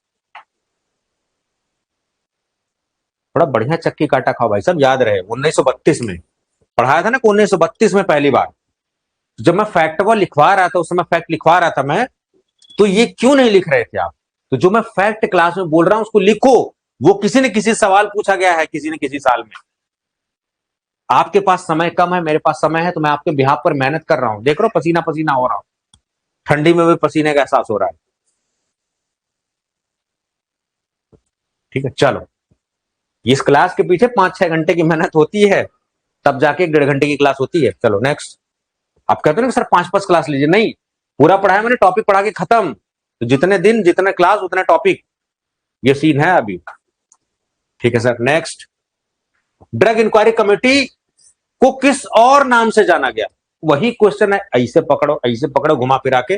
लो, नेशनल फर्टिलाइजर, एनएफएल में, हमारा बच्चा पहुंचा हुआ है एनएफएल में, पूछोगे टूटैक्स अकाउंट में बता देगा वो, ठीक है। एनएफएल फार्मेसी में पूछ लिया गया कि सर जो जांच से संबंधी, जो दवाओं की जांच से संबंधी कमेटी थी, उसका और क्या नाम था सर? अरे भैया वही चोपड़ा साहब, अलग नाम से क्या था? चोपड़ा साहब, घुमा फिरा के। देख रहे हो क्वेश्चन एक ही है, घुमा फिरा के निचोड़ क्या निकल रहा है कि सर चोपड़ा कमेटी बहुत इंपॉर्टेंट थी, ठीक है। Next, which are the following were the aims of pharmacy act? Pharmacy act 1948 को लाया गया, उसके क्या उद्देश्य थे? एम्स पटना 2023 में पूछ लिया आपसे। कायदे से ये सवाल तो मुझे फार्मेसी एक्ट पढ़ाने के बाद कराना चाहिए, लेकिन अभी मैंने फार्मेसी एक्ट का आपको बता दिया रोल, तो क्वेश्चन मैं आपसे पूछ लिया मैंने। चलो बताओ, पहले पढ़ो, घबराओ मत, बिल्कुल एकदम ठोक देना सवाल को। कैसे? Regulation of practice of pharmacy in India, हाँ बिल्कुल हो सकता है। Raising the status of profession of pharmacy, हाँ फार्मेसी के प्रोफेशन को ठीक ठाक काम कर रहे हैं। तीसरा क्या है? Regulation of import, manufacture, sale and distribution of drugs, इस ससुर दवाई के बारे में पूछ रहे हैं। तो फार्मेसी एक्ट का दवाई से क्या लेना देना है? तो यही वाला ऑप्शन नहीं लग रहा है। तो आज मैं आपको सिखा रहा हूं method of elimination, method of elimination, कि अगर पूरी चीज ना पता हो तो एक ऑप्शन पकड़ लो, उसको काट दो। तो अब ये तीसरा वाला गलत है, तो जहां जहां 3 है काटो, धर के काटो 3 को, ये अपने आप आ गया आंसर। यानी कि हर चीज आपको पता हो जरूरी नहीं है, लेकिन अगर एक चीज पता नहीं ये गलत है तो उसको छांट लो, अपने आप सही आंसर आ जाएगा। तो कुछ बच्चा बहुत ब्रिलियंट होगा, बहुत इंटेलिजेंट होगा, वो क्या करेगा? सही आंसर तक एकदम रट के जाएगा। कुछ बच्चा क्या होगा, खाली एक टिक लगा के सही आंसर तक पहुंच जाएगा। समझ रहे हो? और सही आंसर होना चाहिए, सिलेक्शन लेना चाहिए। आप कितने बुद्धिमान हो, बाद में आपका बुद्धिमत्ता चेक किया जाएगा। आ गए सही आंसर तक? इतना बड़ा सवाल, लुल्ल सा सवाल एकदम बिल्कुल लगा लिया आपने, मेथड ऑफ एलिमिनेशन। तो मैं आपको यह भी बताता हूं कि सही आंसर तक पहुंचे कैसे, ये भी देख लिया आपने, मेथड ऑफ एलिमिनेशन, ठीक है। चलो भाई साहब next, which chapter of the pharmacy act 1948। अब देखो ये कायदे से ये चैप्टर जब पढ़ाऊंगा तब ये सवाल आना चाहिए। तो किस चैप्टर में जो है फार्मेसी एक्ट 1948 के स्टेट फार्मेसी काउंसिल का जिक्र है?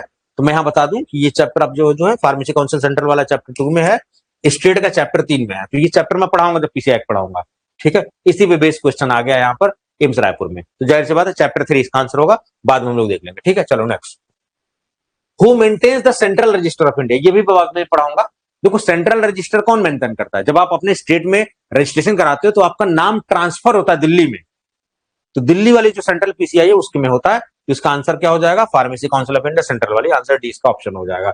चलो ठीक है, कौन सा फार्मेसी काउंसिल ऑफ इंडिया का फंक्शन नहीं है? ये सब पीसीआई का क्वेश्चन है, लेकिन फिर भी पूछ लेता हूं। देखो समझो पहले सवाल कैसे आते हैं। पीसीआई कौन सा काम नहीं करती है? To prescribe minimum standard for education required for qualifying. हाँ बिल्कुल, तभी तो कहते हैं ना कि डी फार्मा होना चाहिए तभी जाकर रजिस्टर्ड फार्मासिस्ट हो गए, बिल्कुल सही बात है।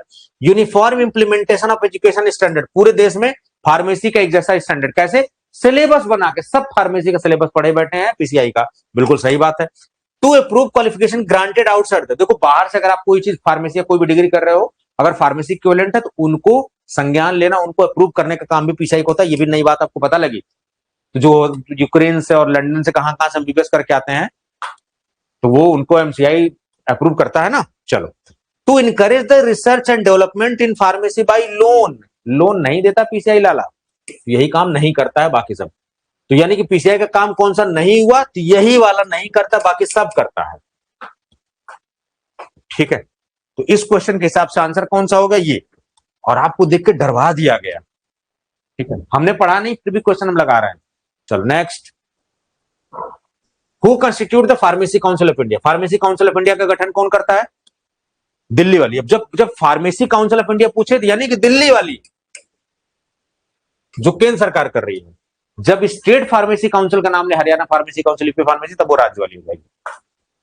तो फार्मेसी काउंसिल ऑफ दिल्ली वाली कौन करता है? मेडिकल काउंसिल नहीं करता, हाई कोर्ट नहीं करता है, राज्य सरकार नहीं करती है, केंद्र सरकार करती है, सेंट्रल गवर्नमेंट। चलो सर नेक्स्ट,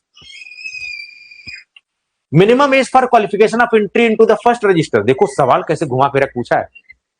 फार्मासिस्ट अपने राज्य में कराता है, तो जब राज्य में फार्मासिस्ट अपना रजिस्ट्रेशन कराता है तो इसको बोलते हैं फर्स्ट रजिस्टर। और जैसे इसका नाम दिल्ली वाले जो main pharmacy council of India वहां जब पहुंचेगा, दिल्ली फार्मेसी काउंसिल की बात नहीं कर रहा हूं, दिल्ली में स्थित सेंट्रल फार्मेसी काउंसिल की बात कर रहा हूं मैं, तो वहां जब नाम ट्रांसफर होगा तो ये इसका जो है फर्स्ट रजिस्टर, ठीक है, ये हो गया आपका। और मेन रजिस्टर जिसको बोलते हैं सेंट्रल रजिस्टर। तो पहली बार राज्य में आपका हुआ तो राज्य में जहां नाम एंटर हो रहा है उसको बोलते हैं फर्स्ट रजिस्टर, और जब नाम ट्रांसफर होकर कहां जाएगा, सेंट्रल पीसीआई जो कि दिल्ली में है, वो बोलेंगे सेंट्रल रजिस्टर। तो सेंट्रल रजिस्टर मेंटेन कौन करता है? पीसीआई, जबकि नाम कहां आपका दर्ज होता है? स्टेट पीसीआई में। तो सवाल क्या पूछा है कि वो कम से कम आयु जब आपका पहली बार रजिस्टर में नाम डाला जाता है, तो पहली बार रजिस्टर यानी कि स्टेट फार्मेसी काउंसिल, यानी कि फार्मासिस्ट का रजिस्ट्रेशन होने के लिए कितनी उम्र है, इस सवाल पूछा है, लेकिन घुमा फिरा के पूछ दिया है। तो फार्मासिस्ट के लिए कितनी उम्र होनी चाहिए? 18 साल। लो तामझाम। Next, the pharmacy act was pass on, pharmacy act कब पास किया गया? सबको, पूरे मोहल्ले को पता है यार, 1948 में पास हुआ था। यूपीएमएस फार्मेसी 2024 में पूछ लिया है sir. Next, sir which are the following governing body is constituted every 5 years by the central government. RRB pharmacy 2025 में, अभी सवाल पढ़ाऊंगा आपको तो देख लेना, ठीक है। सेंट्रल पीसीआई, सेंट्रल पीसीआई हर 5 साल में गठन किया जाता है। ये अभी उसको मोन्टू पटोल जो अध्यक्ष है वो भी विवादों में रहे थे, ये सब सारी बातें। कौन सा ड्रग्स एंड कॉस्मेटिक एक्ट का चैप्टर जो है इंपोर्ट ऑफ ड्रग्स से रिलेटेड है? ये मैं जब डीएनसी एक्ट पढ़ा तब, आज तो इंट्रोडक्शन था, ये पूछ लिया गया। तो किस संबंधित है? चैप्टर 3 से संबंधित है। पूरा चैप्टर पढ़ाऊंगा मैं आपको, अच्छे से परेशान ना हो, ठीक है। ड्रग्स और कॉस्मेटिक एक्ट कब पास किया गया? Baba Farid university of health science में पूछ लिया, बड़ोदरा वाले में फार्मासिस्ट में पूछ लिया, ड्रग और कॉस्मेटिक एक्ट कब पास किया। इतना लुल्ल सा सवाल 75 जगह पूछा हुआ है, देख रहे हो आप। तो ड्रग्स एंड कॉस्मेटिक एक्ट कब पास किया गया? 1940 में। 1940 में पास कर लिया गया सर। नेक्स्ट, शेड्यूल एन, ये सब जब ड्रग्स एंड कॉस्मेटिक पढ़ेंगे ना, शेड्यूल एन का मतलब मिनिमम, एन मिनिमम, मिनिमम का मतलब एक फार्मेसी स्टोर चलाने के लिए कितना आपके पास जरूरत होगी, वो शेड्यूल एन में है, ठीक है। चलो, तो मिनिमम रिक्वायरमेंट एक फार्मेसी चलाने के लिए जो जरूरत होती है शेड्यूल एन में होती है। फैक्ट्री प्रीमाइसेस के लिए अलग है शेड्यूल, बताना आप कौन सा शेड्यूल है, डीएनसी एक्ट में पढ़ेंगे हम लोग, ठीक है। Next, the schedule regarding standard of disinfectant, ये भी डीएनसी एक्ट का पढ़ेंगे। डिसइंफेक्टेंट के लिए शेड्यूल जो है ओ है, ठीक है, ये बाद में पढ़ेंगे। टूडेक्सो अकेडमी एप्लीकेशन से बहुत सारी चीजें आप लाभ ले सकते हो। सोशल मीडिया पे फॉलो करना है। टेलीग्राम किए कि नहीं सब्सक्राइब किए, टेलीग्राम जाके टूडेक्सो अकेडमी, डिस्क्रिप्शन में लिंक भी डाल दूंगा, और टूडेक्सो अकेडमी यूट्यूब से भी कर लेना। इंस्टाग्राम पे फॉलो करते रहो, ठीक है। टूडेक्सो अकेडमी को बिल्कुल निचोड़ के रखना है। ओपन एमसीक्यूज प्रैक्टिस करो, सब्सक्राइब करके रखो इसको। ओपन जॉब से जॉब की अपडेट लो। टूडेक्सो pharma, D pharma, B pharma, pharma की प्रिपरेशन, फार्मासिस्ट की पूरी फ्री में। और ये रहा मेरा नंबर जिससे आप मुझे कनेक्ट कर सकते हो, ठीक है। अपने दोस्तों मित्रों को जो है बताना है। Now it's time for the doubt session. फटाफट अपने डाउट पूछ लो, कुछ भी है डाउट आपको जो पूछना है बताओ। कैसा रहा सेशन? हो सकता है थोड़ा सा फास्ट पढ़ाया हूं, लेकिन चीजें समझ में आ रही होंगी। कैसा रहा सेशन वो जरा फीडबैक दो। क्वेश्चंस निचोड़ क्या समरी समझ में आई कि सर वही बार बार घुमा के एक्ट किस्सा लाया था, एक्ट किसे कहते हैं सर, चोपड़ा कमेटी पे क्वेश्चन बहुत बार बार आ था, पीसीआई पे क्वेश्चन आ रहा था, तो मैंने जैसा सटीक पढ़ाया वैसा ही सटीक क्वेश्चन आ रहा है एकदम। इसका मतलब हम लोग सही डायरेक्शन में पढ़ रहे हैं, बिल्कुल सही डायरेक्शन में जा रहे हैं, ठीक है। चलो फटाफट क्वेश्चन पूछो, टाइम नहीं है ज्यादा, ठीक है, ज्यादा हम लोग इस पे। तो जो भी आपके दोस्त मित्र हैं आराम से यूपी 888 की जो कोर्स है tutoxacademy.com की साइट से जाकर रजिस्टर कर सकते हैं। टूडेक्सो अकेडमी ऐप पे आराम से कर सकते हैं। और इस चैनल को निचोड़ के रखना पूरा ढंग से, एकदम अच्छे से इसको देखना है, ठीक है, बहुत अच्छे से। इस चैनल को सब्सक्राइब करके रखना, मेन चैनल टूडेक्सो अकेडमी, ठीक है। Now it's time for the doubt session. फटाफट पूछिए। अब देखो कोलोजी के क्लास का टाइमिंग था, अभी मैं यहां हूं, तो अब आगे पीछे हो गए तो थोड़ा सा आपको मैनेज करना पड़ेगा। मैं आपको 12 बजे रात तक पढ़ाता हूं, मुझे कोई दिक्कत नहीं है। अभी थोड़ा सा आप एग्जॉस्ट हो गए होगे, लेट है, तो ऐसा करेंगे हम लोग, जो क्लास है कोलोजी वाले उसको सुबह में या दोपहर में कल कर लेंगे, परेशान ना हो। सुबह सुबह सबसे पहले क्लास वही कर लेंगे, ठीक है, टेंशन ना लो। चलो, हैंड रेज आ रहा है किसी का? शेड्यूल पढ़ाएंगे ना सर? हाँ, प्रिंस कुमार आएंगे। ये तो अभी कानून कैसे इंडिया में आया ये मैंने बताया, अभी डीएनसी एक्ट और एनडीपीएस नहीं पढ़ाया मैंने, फार्मेसी एक्ट। लेकिन ऐसा पढ़ा दिया कि जब वो एक्ट पढ़ाऊंगा ना तो आपको समझ में आएगा, क्योंकि आधा तो निचोड़ मैंने यही पढ़ा दिया आपको। हाँ, शेड्यूल पढ़ाएंगे, बिल्कुल पढ़ाएंगे डीएनसी एक्ट में। अभी एक दिन डीएनसी एक्ट पढ़ाऊंगा, एक दिन फार्मेसी एक्ट पढ़ा के खत्म। एक एक क्लास का है सब मसला। चलो, और कुछ समस्या बाबू भैया? ठीक है, तो कोलोजी की क्लास हम लोग जो है कल सुबह या दोपहर में करेंगे, मैं आपको सूचना दूंगा, परेशान मत होइए। तो आज वाली कोलोजी की क्लास को हम लोग जो है कल कर लेंगे, कोई दिक्कत नहीं, परेशान ना हो। चलो,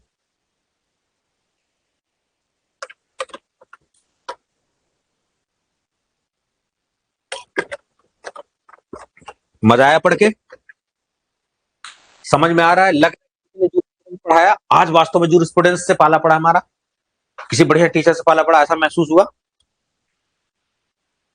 जेन्युइनली दिल पे हाथ रख के बताओ, फीडबैक दो कि क्या जिस तरीके का, जिस लेवल का आज आपने पढ़ा है, इस 1-1.5 घंटा में तनी भर सूचना थी? बहुत सारी सूचना थी। आपको अंदाजा नहीं कितना ठूस लिया है आपने अपने अंदर, बहुत कुछ। ठीक है, ठीक है, फिर कल मिलते हैं। चलिए, तो कोलोजी की क्लास के लिए मैं सूचना कल आपको दूंगा, परेशान नहीं होना है। अभी वाली क्लास को जो हम लोग आगे के लिए फॉरवर्ड कर रहे हैं, ठीक है। चलो, मिलते हैं नेक्स्ट क्लास में। Thank you so much. और इस बीच में मैंने आपको बताया था कि बीच में थोड़ी सी क्लासेस हैम्पर होंगे, क्योंकि सामने जो है 13 तारीख को आरआरबी का है, इसलिए भी क्लासेस थोड़ा सा, क्योंकि मेरी और भी जगह क्लासेस है, बच्चों का फोन आ रहा है मेरे पास, लगातार फोन आ रहे हैं, तो थोड़ा सा एग्जॉस्ट भी हो जाता हूं मैं, ठीक है। तो 1-2 दिन क्लासेस थोड़ा सा डिस्टर्ब होंगी, मैनेज कर लेना, क्योंकि जो भाई घर में अब 2 बच्चे हैं, तो एक हेल्दी है, एक स्वस्थ है, एक बीमार है, तो उसको थोड़ा देखभाल करना पड़ेगा ना। अभी सामने वाला परीक्षा है 13 तारीख को, आज हमारी 10-11 हो गया, तो हमें उनको सपोर्ट करना पड़ेगा ना। 13 को हो सकता है क्लास भी आपके आगे पीछे हो जाए, क्योंकि मुझे कहीं सेंटर पे जाना पड़ सकता है, बच्चों से इंटरेक्ट करना पड़ता है।